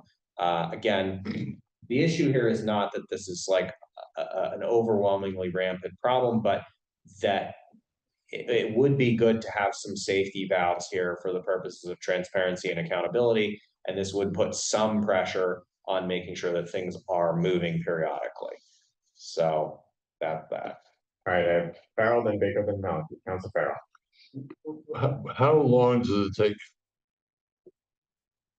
in that 90 days of being assigned the docket? How long does it take to assign a docket tracking? to get it onto an agenda.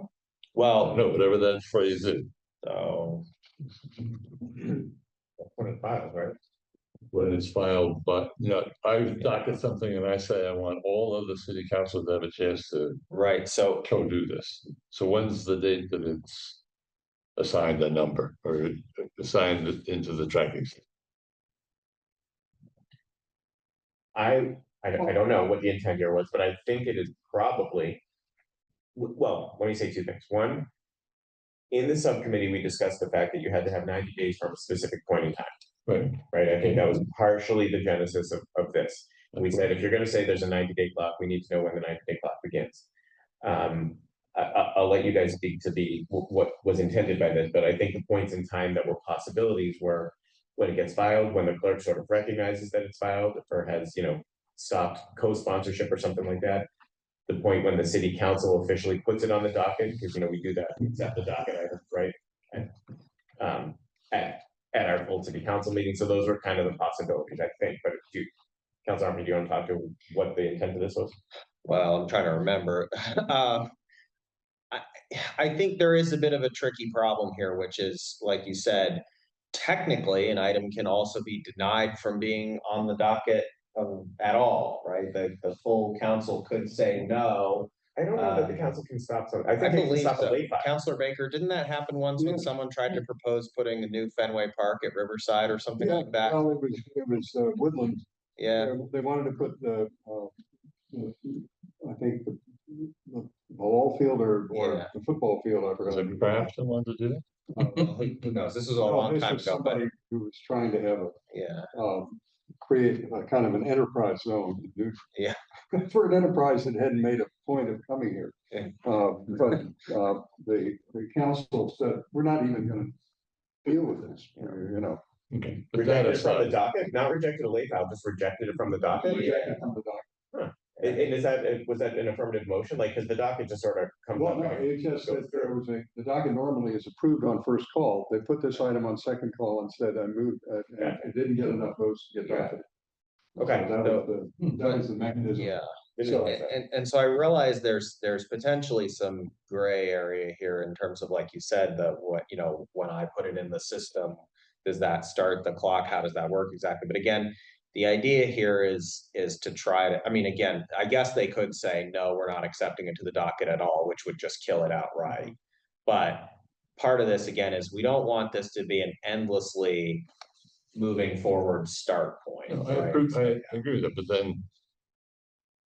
Like Councilor said,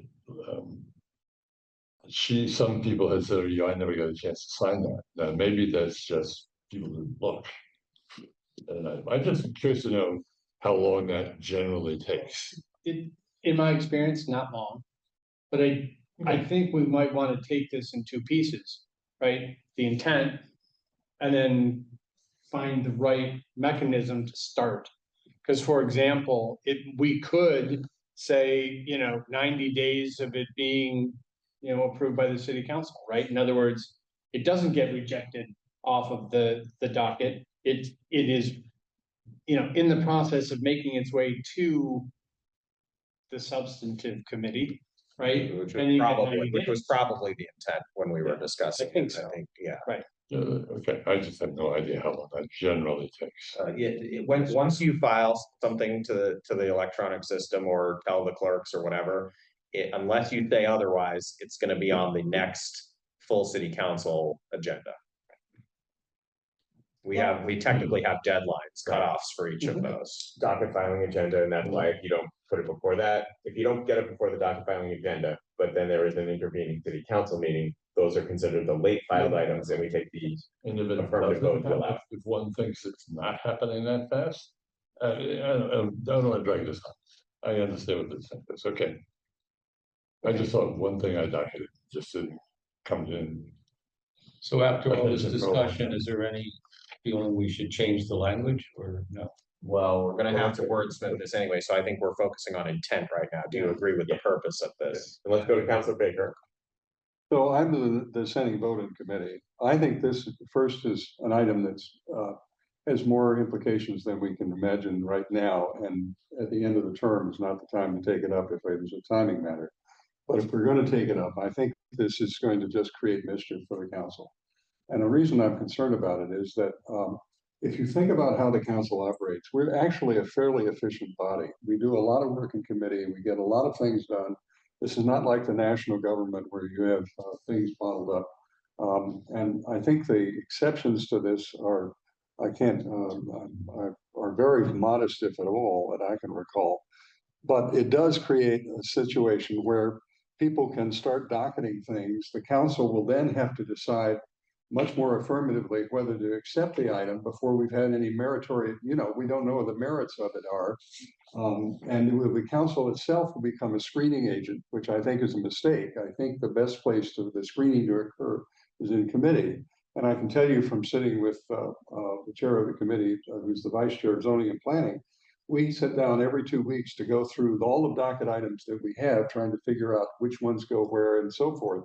And a lot of them are not time sensitive in the sense that they're already public hearings. We try in that committee at least to cook items in committee first before we go to public hearings so that we have plenty of time to discuss them after the public hearing and then vote on them.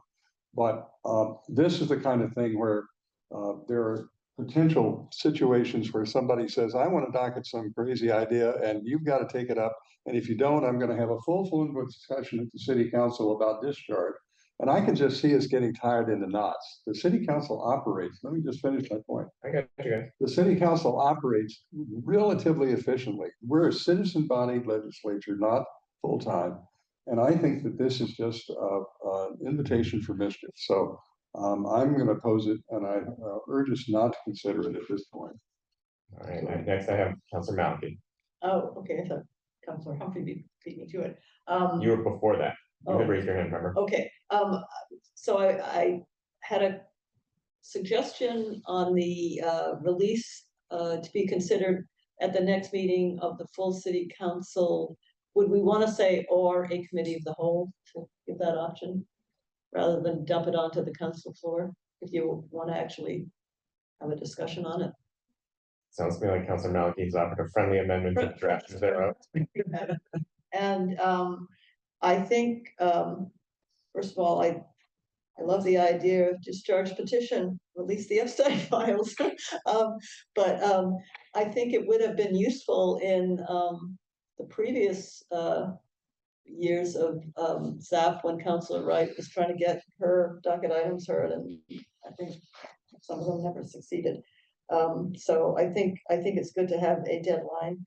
I think it might be worth starting the clock when the docket item is sort of on the new docket and accepted that night, rather, because we have every so often we like one meeting in the summer months or whatever, or different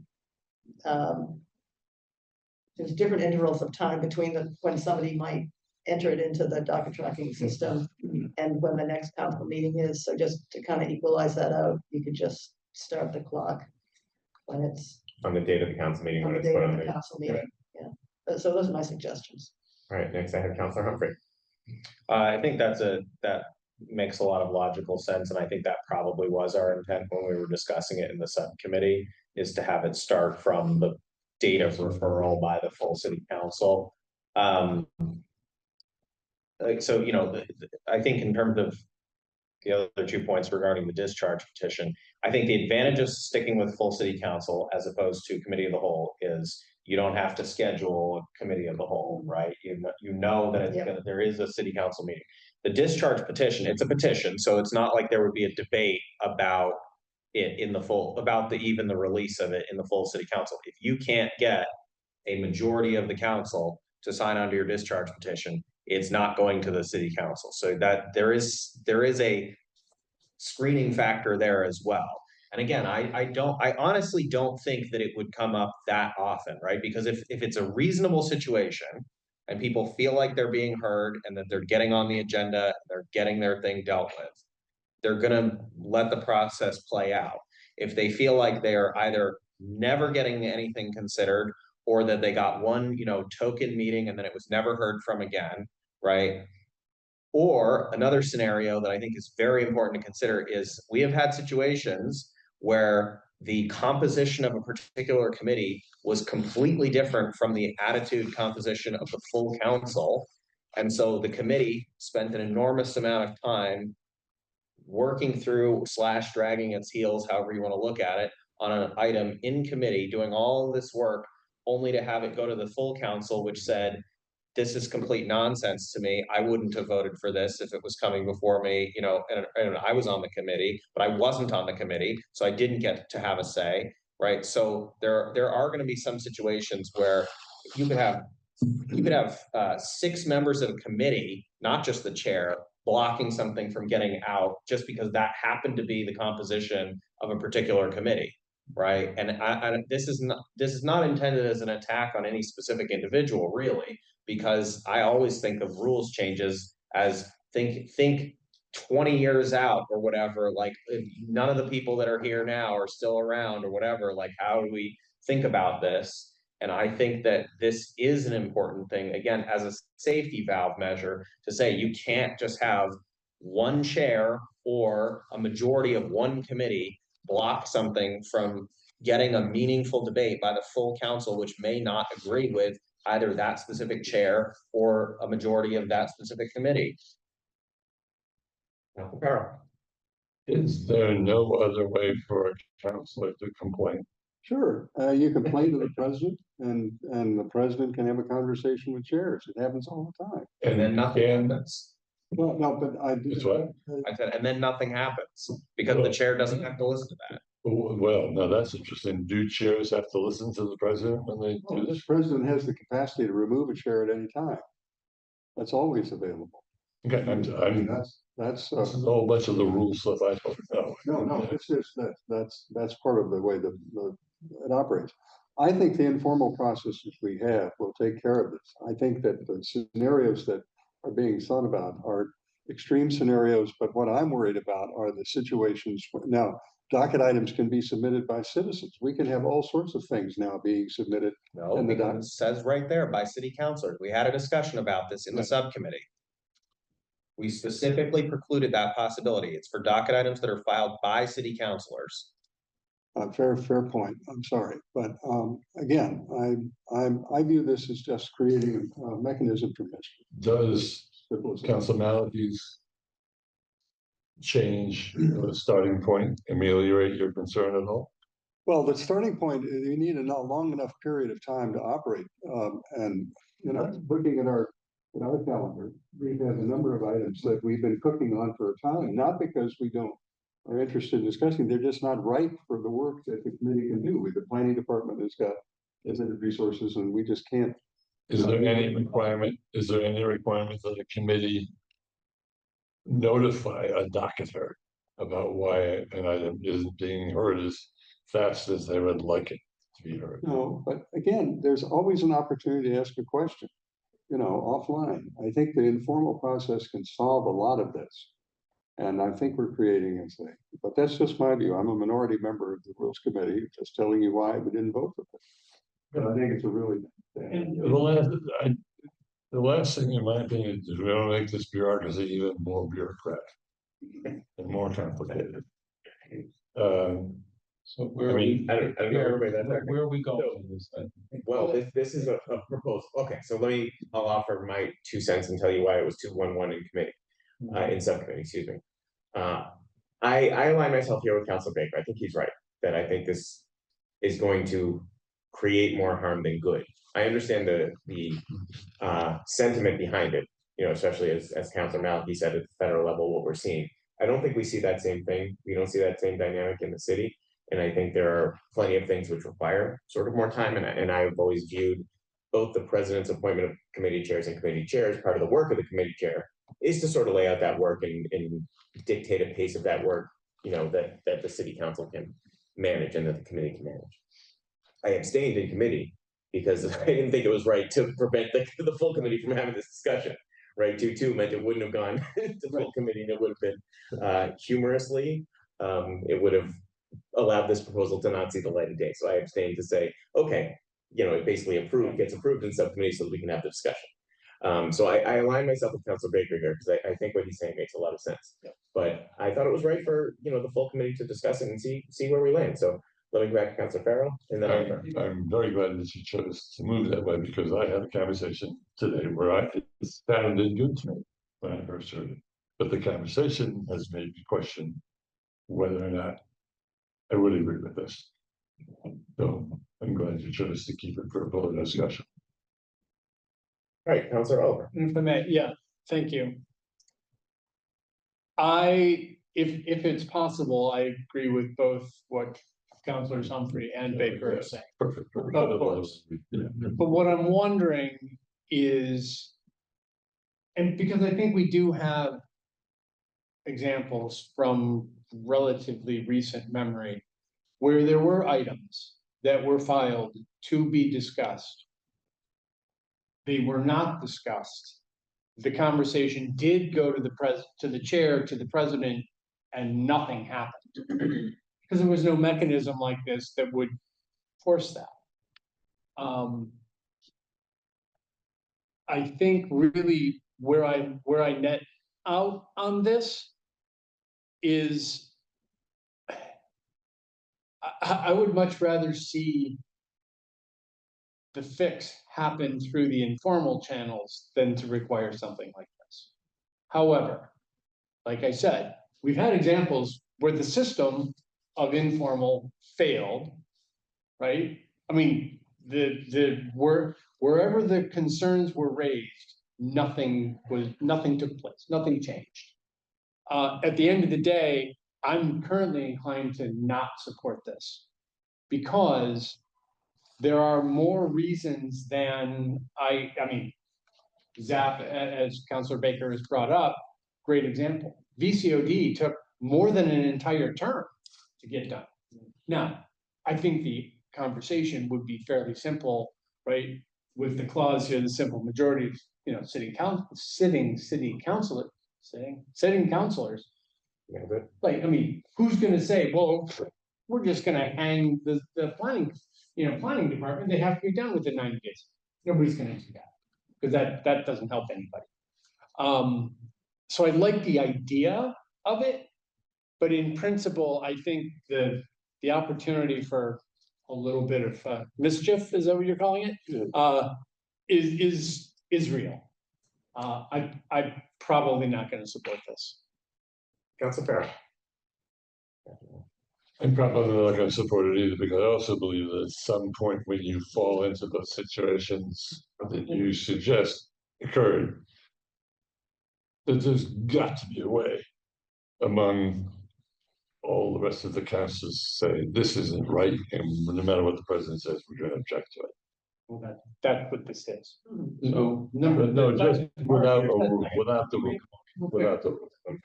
Just, no, we are not. Right, Councilor I think you kind of get that, this is the mechanism. I don't want a formal The mechanism. fact that you need the simple majority of sitting councilors to put the discharge petition into effect. That's kind of the fail-safe. But it doesn't have to be in writing. I'm saying I get the notion. I don't think it has to be in writing. If we as a council really think something bad's going on, then we can just do it. Now, maybe I'm wrong. What do we just do? If You there's get nothing- together a majority of people who don't like what's going on, you force it. That's what this is. But it's not in writing. I just think you don't do it in writing. Why would it not be in writing? Why would it not be in writing? Because our entire Yes. point of this is I have Councilor Lovett next. Councilor Lovett, and then you, Councilor. I'd like to move approval of this. Okay. Do we need a So second? Councilor Lovett has moved approval, but we have discussion on that motion. So I have Councilor Humphrey next. And we can change we can align, basically, the language there being accepted to the docket is in the second bullet, and we can put that in the first bullet, and that just lines them up with each other. So that's just a small language tweak, because I think that was the intent there. You're saying change the date to the date on which it's accepted in the docket? Yeah, the first one, 90 days of it being accepted to the docket, Yes. is the phrasing. Not Yeah, assigned, right? it was just, that was too much drafting going on anyway. I accept that. But- amendment. I accept that amendment. Thank you. Again, there will come a time, Counselor Farrell, when an item that you really thought was an important priority just does not get heard for an entire term. And And at then, that point, you will realize that the informal channels do not work. They have not been working for several years. There have been many heated conversations in the prior term and the term before that you were not present for, where chairs flatly refused to take up something or deal with it or get it done in a timely manner. Things that shouldn't have taken 2 full years to get through, took 2 full years to get through. There were things that never came up at all, never once got a vote. And, you know, maybe they don't have a shot, in which case they're not gonna get enough signatures. But there has to be, in my opinion, there has to be an actual process for dealing with this so that it's not just through informal woo-woo, whatever. And that's also not a democratic process to just say, we're just gonna do things through informal channels. Because then that's like, if the council president is like, I don't care, Counselor Farrell, about your opinion, and I don't care about your little clique of, you know, 12 other counselors, right? I'm not gonna do anything about this. I'm certainly not gonna remove a chair who's otherwise doing a good job because I don't agree with their handling of the things in committee. And I'm, you know, and the chair can say, I'm not gonna, you know, if the 5 members of the committee want to keep indefinitely voting hold or not even debating an item when it's on the agenda, right? They could immediately move to set, you know, hold as soon as it's opened, right? Again, I'm trying to take this away from being a specific attack here, but we've had situations in this term, in the last term, and in the term prior, where constituents had very specific issues that maybe they're big, maybe they're small, I don't know, but they got a counselor on board with filing an item to try to help them with a situation that was causing a lot of problems for them, and it never, ever made it to any sort of discussion, let alone a final vote. And there's currently no process, and I don't know why we would say, no, let's just keep doing it informally. That's part of our job, is to formalize processes and to say, hey, something isn't actually working in the informal way, and it shouldn't depend on an informal network or club or whatever, right? Because there's going to be certain counselors that just don't have the kind of sway necessary to be able to do that through an informal channel. Right? And unless they have the capacity to somehow threaten or blackmail the chair behind the scenes, they're not gonna get their item heard. All right, further discussion on the motion here. Counselor Farrell, Other than that, do you have any strong feelings? Counselor Farrell, then Lovitz. well said, thank you. Oh, sorry, Counselor Lovitz. So I don't usually bring up the current national situation. But to me, this is good because we never, as Councilor Humphrey mentioned, first of all, you are speaking from experience that I have, so I appreciate that. And secondly, we don't know what kind of president we'll have at any given point, who may actually not allow us to bring things forward for whatever, for personal connections, biases, whatever. So, yeah, so that's why I'm supporting this. Councilor, did you have, I'm not aware of those situations either. I'm just curious. Do you think there were 13 counselors that would have supported? There may well not have been, right? It's entirely possible that, you know, a majority of the council is gonna look at that and say, you know what? I think you haven't let the process play out. I think you really need to like let this go. Yeah. That is absolutely possibly true.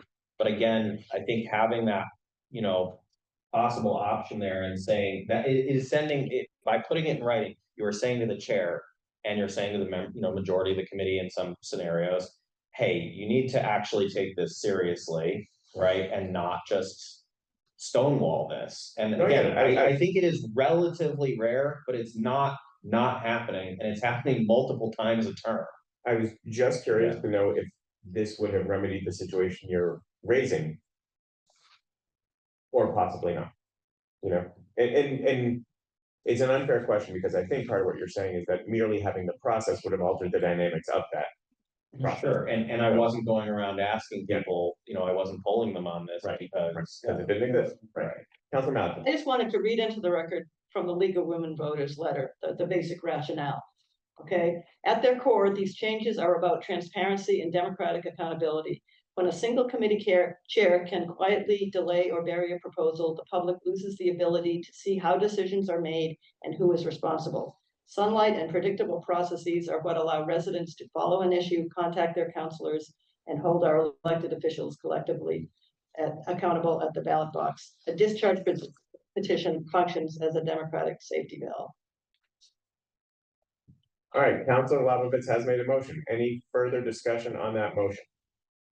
Councilor Baker. So I appreciate the concerns that have been articulated by both the league and by my able colleague. Again, I just view that this is going to make our life more difficult to do the job that we need to do as well as we do it. And so that's all. I just wanted to add that. Councilor Baker, I have a question for you. I don't know how I feel about this. But I understand why Councilor Humphrey said for docket items filed by city councilors, it was a direct result of the concerns we had raised. We know the mayor files docket items. We know you can have citizen petition, I believe, like there are other mechanisms. And so it's in this, we are sort of creating two classes of docket items, right? Those filed by councilors and those not filed by councilors. How do we feel about that? Well, I appreciate the attempt to try and screen out what might be a frivolous matter brought to the council Right. because it's accepted by docket. But Councilor Humphrey indicated that there's some citizen feels important about something and a councilor document for them, really acting for that citizen, not acting. But a councilor had a policy reason. They're trying to bring something up the citizen cares about. So you're going to have the same problem I'm concerned about, I think, by that mechanism. I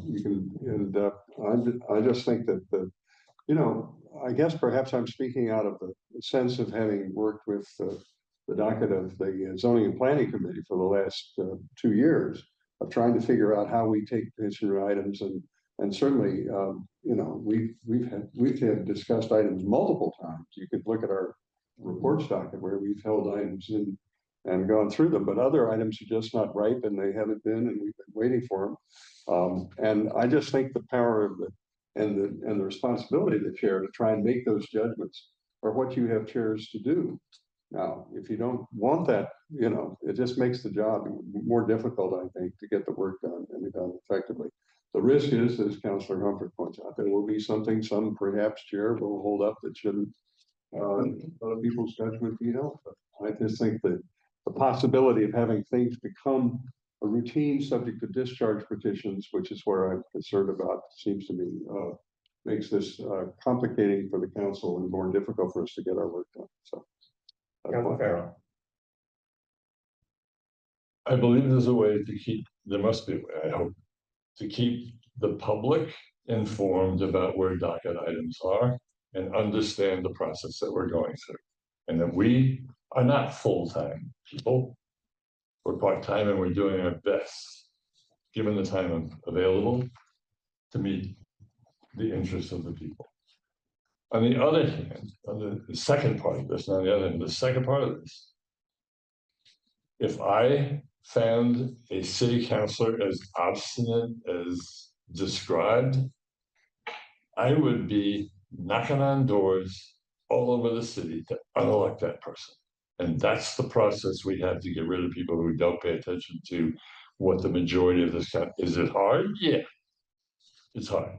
That's why we have a Congress that doesn't change, because we don't get off our butts and change it.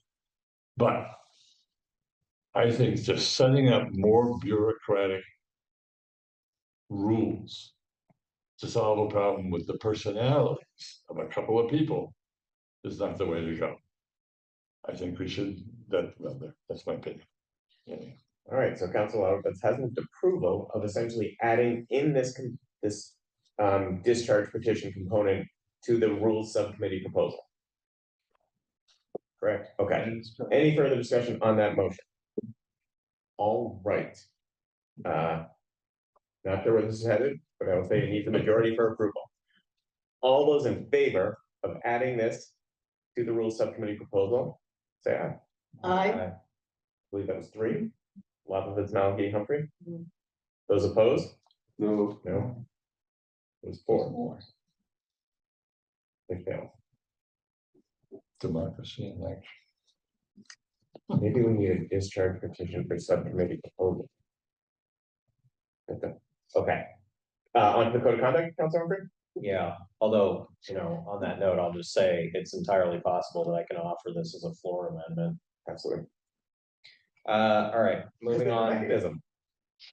Moving on to the, well, there is a mechanism, but it's not, it's limited in the sense that you can only attach things to existing related docket items because under our rules, so you can't do amendments on random stuff. Anyway, so earlier this year, my intern, Yeah, yes, it's sorry, just before I just want to confirm. So I have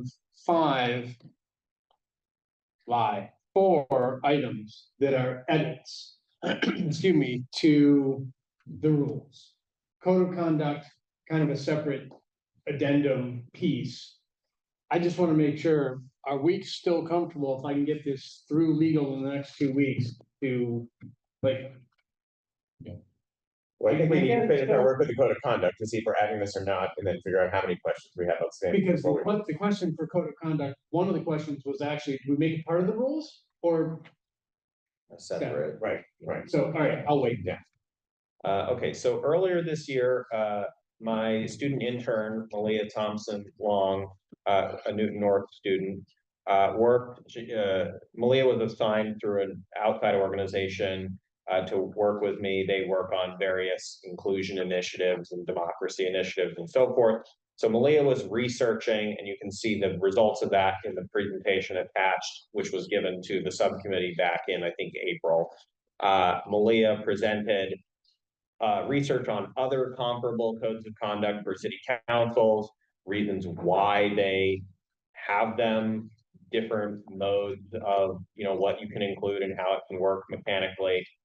And then Councilor Oliver and I, based on that, put together a draft that isn't included in this document backup as well. Is a draft proposed code of conduct. Again, the idea here is to enshrine the informal norms and expectations into formal written standards that create continuity for future councils. So we're not just depending on, passing down knowledge from longtime councilors to new councilors, and also avoids some inadvertent offenses by making some of the standards clearer. And then most importantly, protects the image of the institution of the city council in the eyes of the public by promoting just respect, civility, a welcoming atmosphere, and accountability, and so forth. This is a fairly mild proposal from our perspective. We did consult with the law department on this, and they had us make a few changes, fairly minor. At the beginning of when you're sworn in, you would be signing a statement saying you've received and read this code of conduct. And you can also choose, to decline that, but that's going to be noted in a public record. Then there are some specifically laid out expected conduct things and prohibitions on behavior. These cover this is beyond the other things you have to obviously abide by, like conflict of interest law and open meeting law and so forth. This governs your conduct in relation to city staff. This governs your conduct in relation to other councilors. And this enshrines the harassment prevention document that we have for city staff for the city council as well, with slight variations. Also, we were alerted that that document may be changing relatively soon for staff as well, but we ended up, after discussing with the law department, decided to proceed with the version that exists until it is revised for them as well. And then obviously the next council could reevaluate this and see if they needed to make some language changes. Then there is a process for addressing and remediating violations. Again, this is mostly intended to be a fairly self-policing type of a code of conduct. And you as a counselor or anybody, the public, whoever, whatever, you can report a concern. And then the council president, or in some cases, designated alternates, are kind of dealing with the enforcement unless they have to recuse themselves. And then there are some instructions to say, like, let's, try to handle this in a straightforward manner. Acknowledge that something happened, try to make a sincere apology, and you don't have to be the person that's directly affected to report this as an incident. And again, there are various procedures laid out for how these processes would work.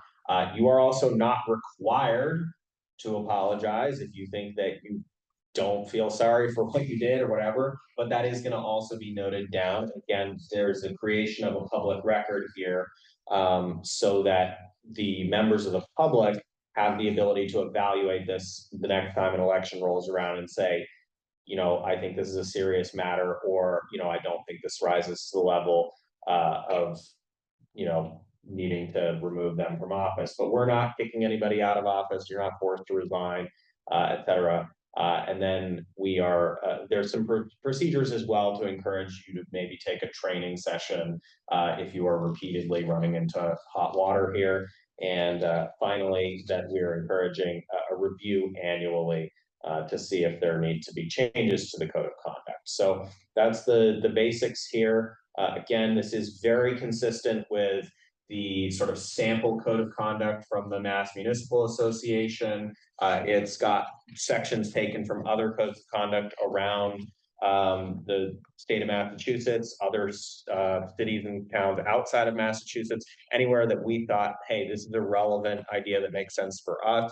And we consider this to be a starting point, that there could be future changes that would be, give it more strength or maybe make it work better if it's not working as intended. Council Farrell. I think it's a shame we have to do this, but I understand today's rule is probably necessary. I would like to ask how a committee chair who won't bring an item forward, a docket item forward, fits in this category. It's not addressed by this. However, the docket item that Councilor Albright had put forward, which is what we're considering this under, does mention about expectations of the work of counselors as a potential area for code of conduct.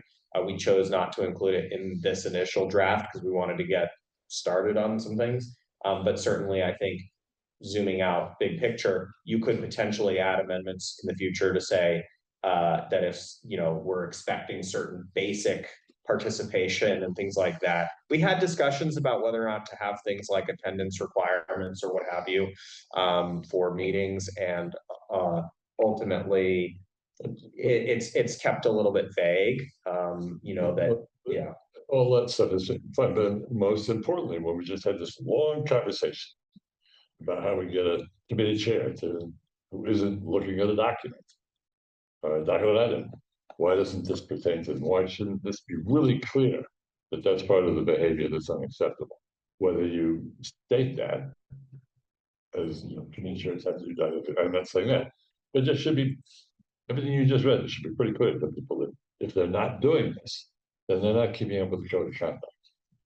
Well, you're certainly entitled to that opinion. You did just vote against enshrining it in your. I don't want the mechanism. There is a process for doing this stuff. You just went through it, in my opinion. Okay, I'm sorry. Thank you. Go ahead. Councilor Baker. So I have a couple of things I want to mention. I think it may be valuable for the report of the committee to separate this item out because I think it's going to generate a lot of conversation with the council, and I would not want the other rules changes to be held hostage for that. So two different docket items. I just want to be clear about that because I don't want to have the other work we're doing affected by that.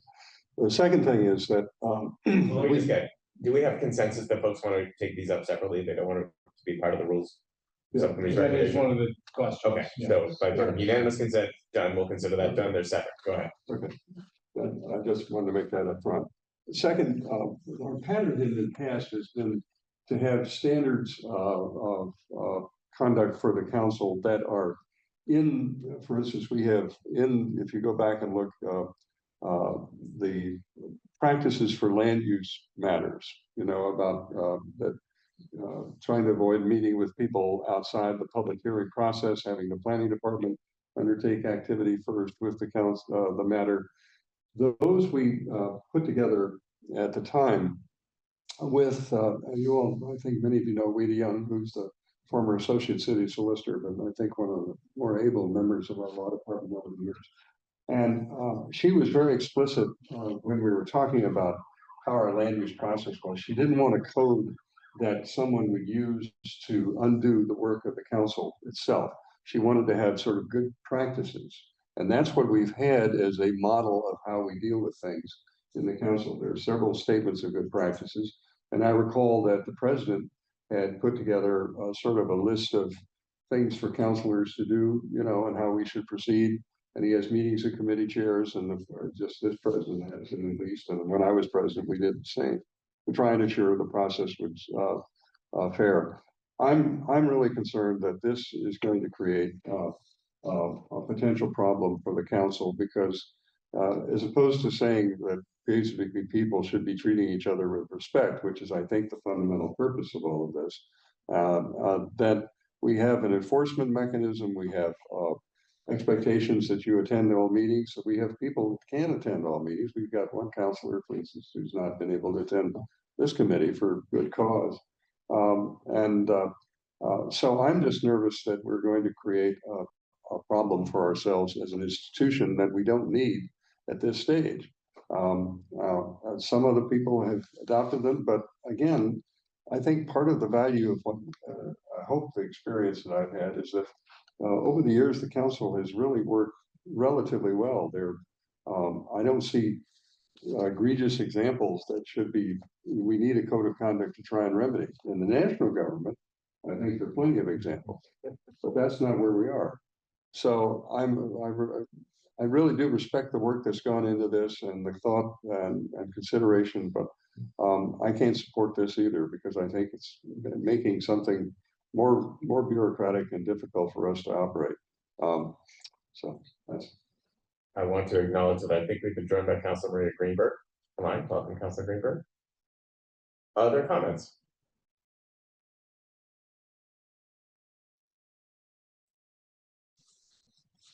I have to go back to the language. I remember I liked a lot of this. I will also briefly mention while you're looking for that I did speak with Councilor Albright since it was her docket item and she, you know, thought this made sense. She had a couple of potential quibbles, but nothing significant. Okay. The section on where I was always hung up on the code of conduct business was enforcement. Right, because it's usually a self-enforcing mechanism. It's usually, and I think it's called out in here that it's like, you know, it's sort of called upon to each individual to hold themselves accountable to these standards in the code of conduct, et cetera. The being asked to promptly make a sincere apology troubled me because first of all, I don't know how you require someone to be sincere in their apology. But it seemed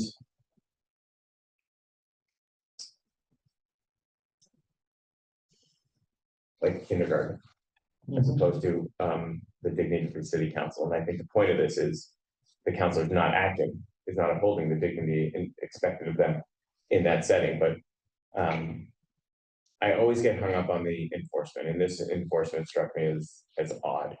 So I'll just throw that out there, but I'm still sort of up in the air on this whole thing. So yeah, Councilor. So certainly, Councilor Albright mentioned the same provision as a question, but and Councilor Oliver and I went back and forth thinking it through, and we discussed as well with the attorneys about this because it is certainly in the more vague realm.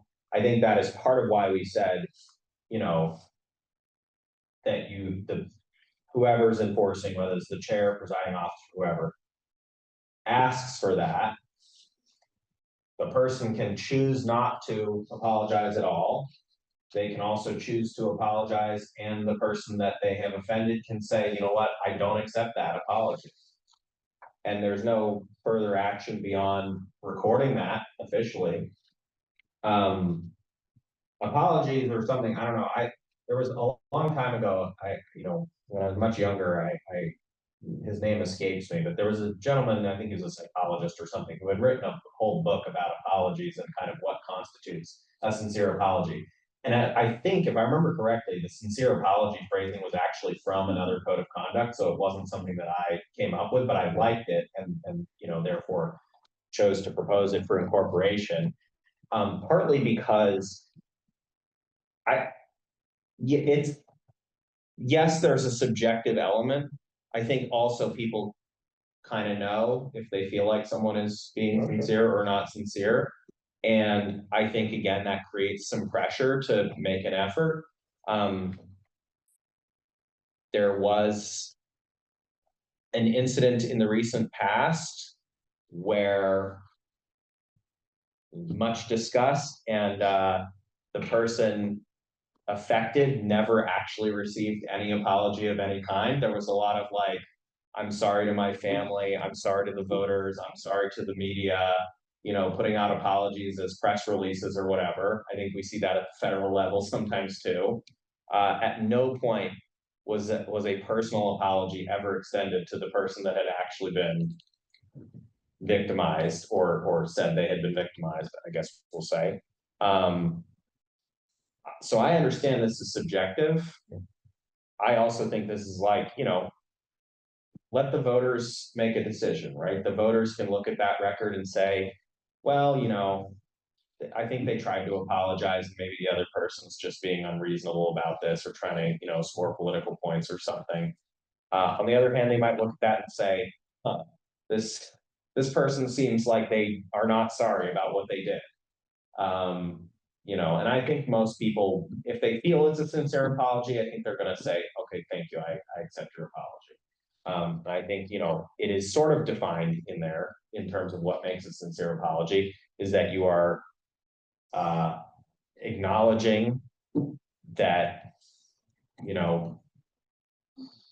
you're acknowledging, it said there, a sincere apology should include acknowledgement of the harm and violation, as well as intent to avoid subsequent harm.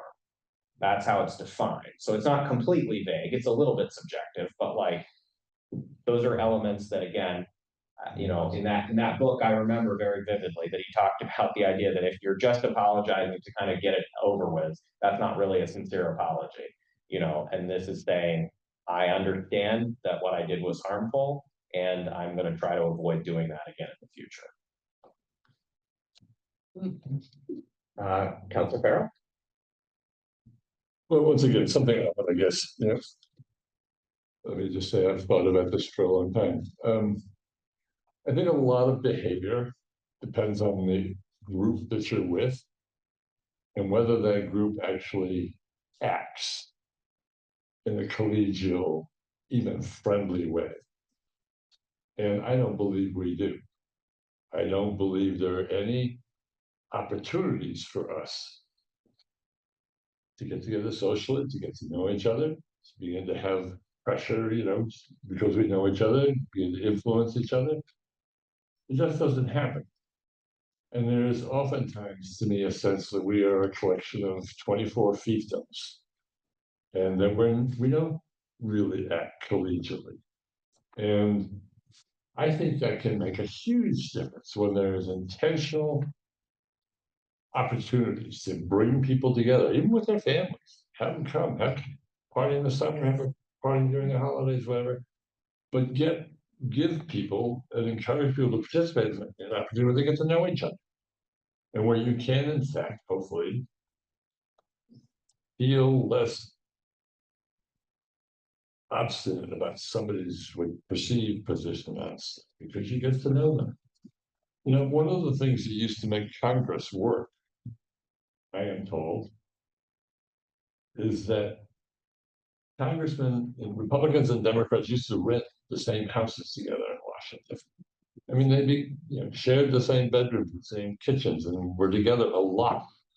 And so that they had close relationships, and issues became about issues. And I just would like to see us, rather than go into how do we chastise somebody, how do we bring this group together more with some really considered opportunities for people to join together and just get to know each other. That doesn't happen, in my experience. It happens in small groups in this group, but not for the whole group. So I just trying to get somebody to apologize when their back is up and they don't know who the people are that they're talking to. I don't know. I'm sorry. It's a rant. Counselor Malky. Yeah, I think, like you, I have kind of mixed feelings on this. It's, trying to legislate nice behavior. It almost seems a little futile and,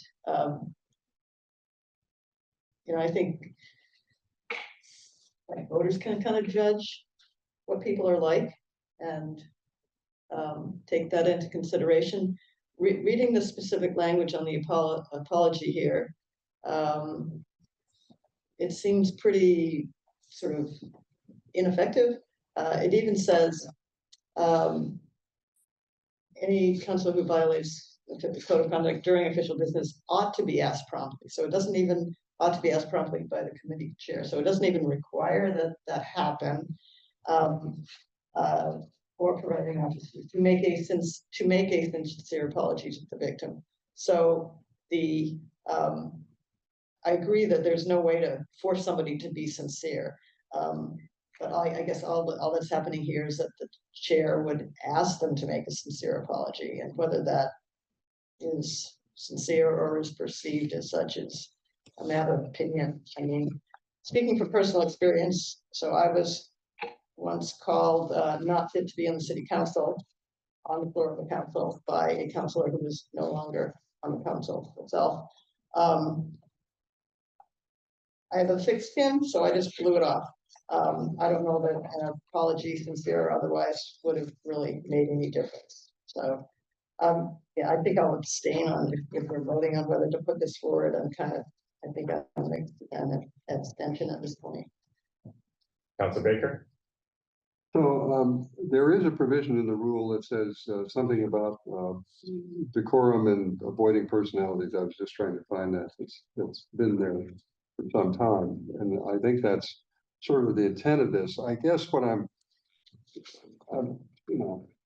not completely opposed to a code of conduct, but I think that the draft of this code of conduct is going to be one which is going to result in a conversation at the council level where several members of the council are not part of this committee and part of this process will stand up and read pieces of it. And I think with some concern that it will undo some of the intent of the effort here to make it successful. So for example, the idea is saying policy disagreements are certainly within the domain of reasonable debate and discussion. Refrain from criticizing an individual employee during public meetings whenever possible, and limit public criticisms to the policies instead of the personalities or professionalism. Concerns about staff performance, professionalism, or behavior should be only made to the mayor or to the council or president, etc., through private communications outside of public meetings. Well, if you have a city official who's not performing, and we do have an audit function, and we haven't had to do this very often, but that is a process of accountability. I can see someone saying, is this going to limit the ability of the county to try and do its job? I think the point is that we're trying to make sure our employees feel valued and they're part of the, and they're not going to be abused by members of the council. But again, the question is whether this is something that should be part of the council, effectively part of the rules, even though it's a separate item, and in such detail. And the enforcement part, I agree with the chair, is very tricky. So I'm a mind where an elaboration of what we think good practices would be, and have those sort of as a guide. But this becomes much, a code implies that there's a violation of a code to trigger some enforcement, as opposed to standards and aspirations that we want people to have. So I'm more for the aspirations side and not for the code side. And I say this because as a lawyer, I understand the code of professional conduct we have. And Councilor Kritzman, I think, has also been exposed to this. There's an enforcement process there where the Board of Bar Overseers sits on that question, and it's a whole different mechanism. We are elected officials, not people who are sworn officers of the court, and so as Councilor Farrell has indicated, the ultimate responsibility is to the electorate, and that's part of the challenge of this. So I'm afraid that this is one I can't support in its current form. I don't say I won't support some version, but I'm not sure this is the one I can say yes. Hold up, Council Baker, Article 3, Section 3 there. Every member, when about this speech shall rise, address the presiding officer, and limit remarks. Avoiding personality, right. Avoiding personalities. Yeah, and address each other with respect and other members by word, by name, and such, and be each other respectful, and not interrupting. And so this is what we have now. I think it served us relatively well. Again, I'm trying to figure out what is the harm that we're trying to prevent that we've seen and observed that this will remedy. And I haven't seen that harm. Therefore, I'm a little nervous about creating a remedy.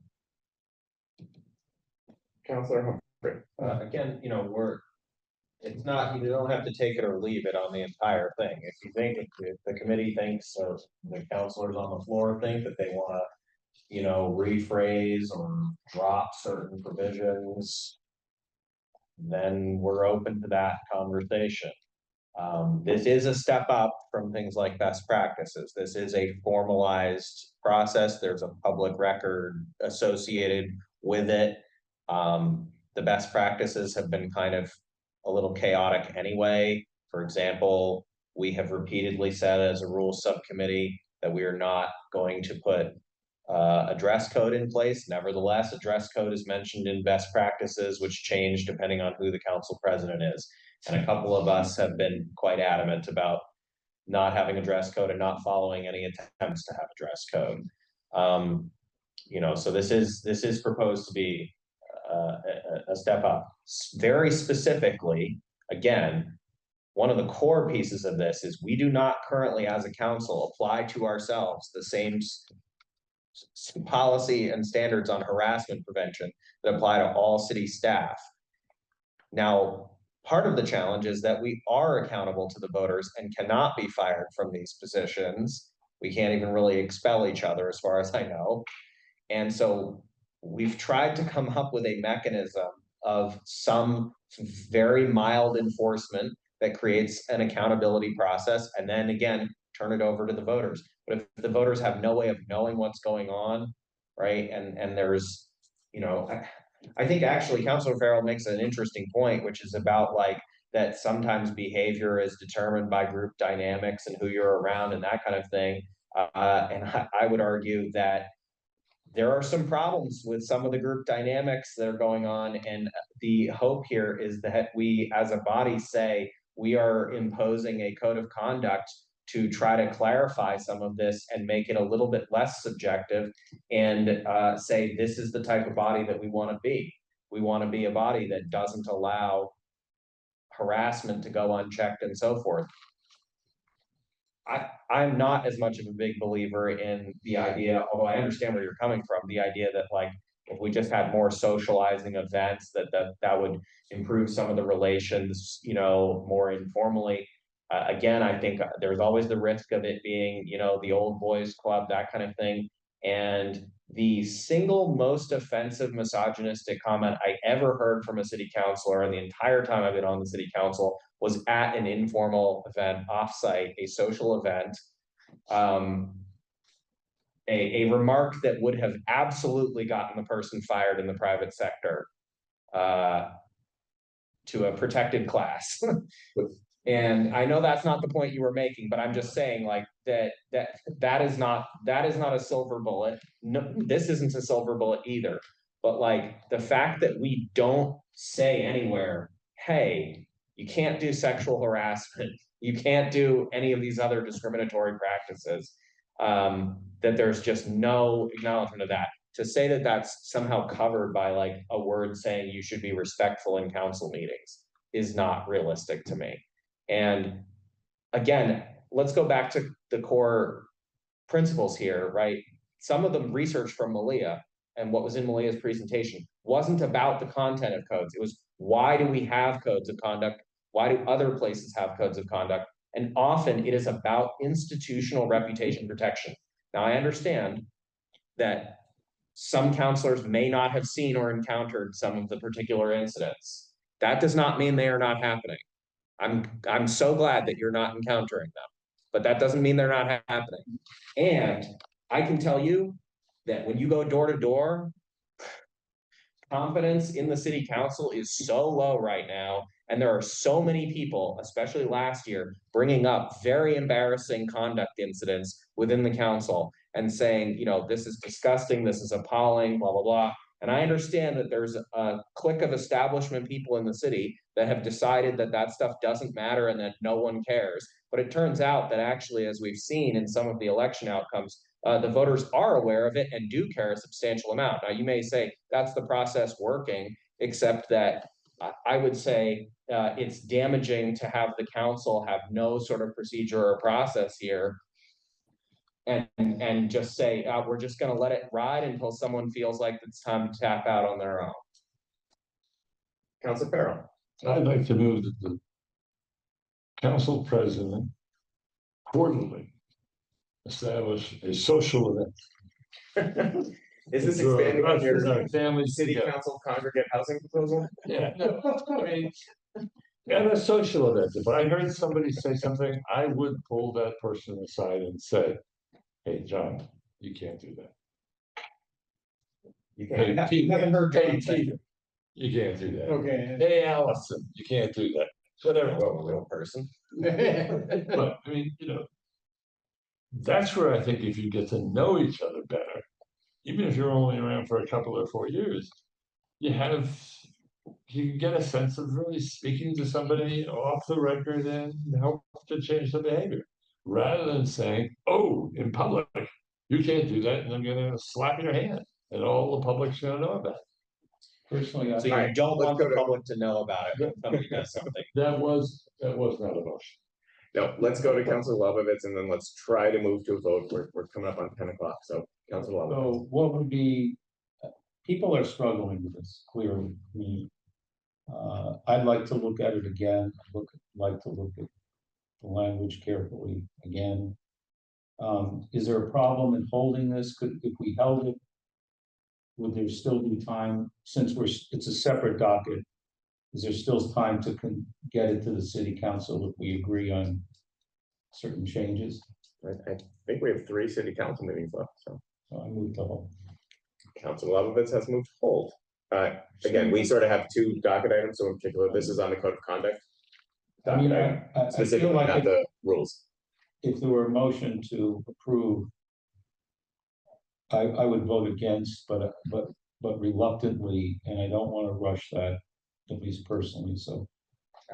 I would just ask if we are gonna hold it.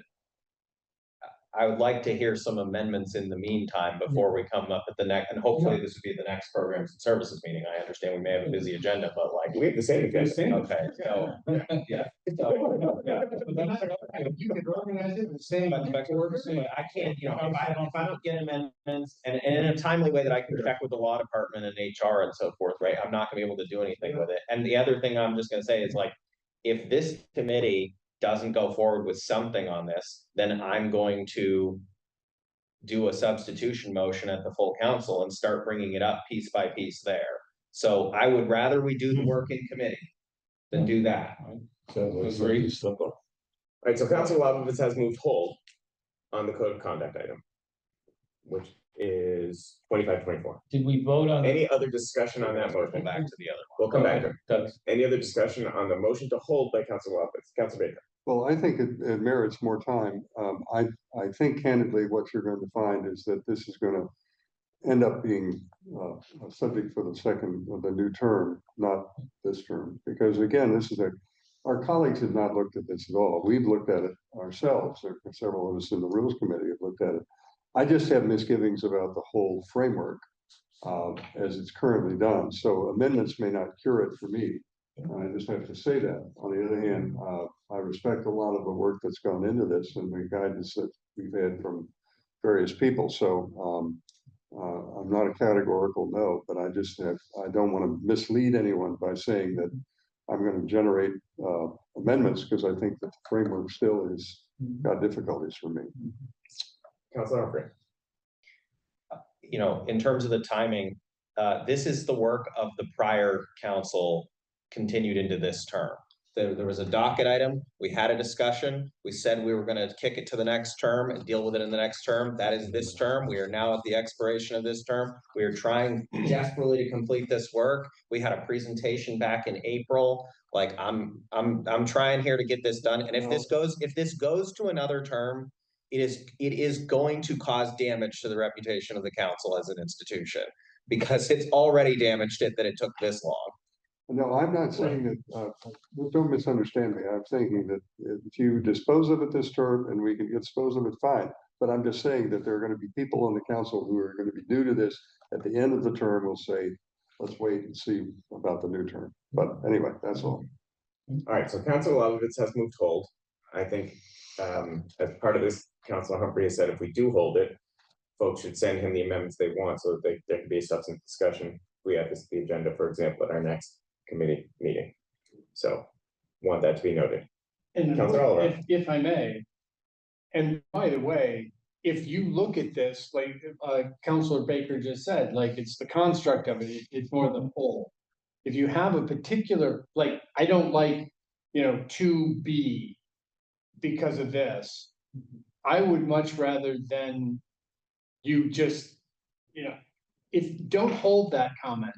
If you don't have an amendment, tell us, like, because I want to hear it so that we have an opportunity to at least, maybe we can come up with well, here's an alternate.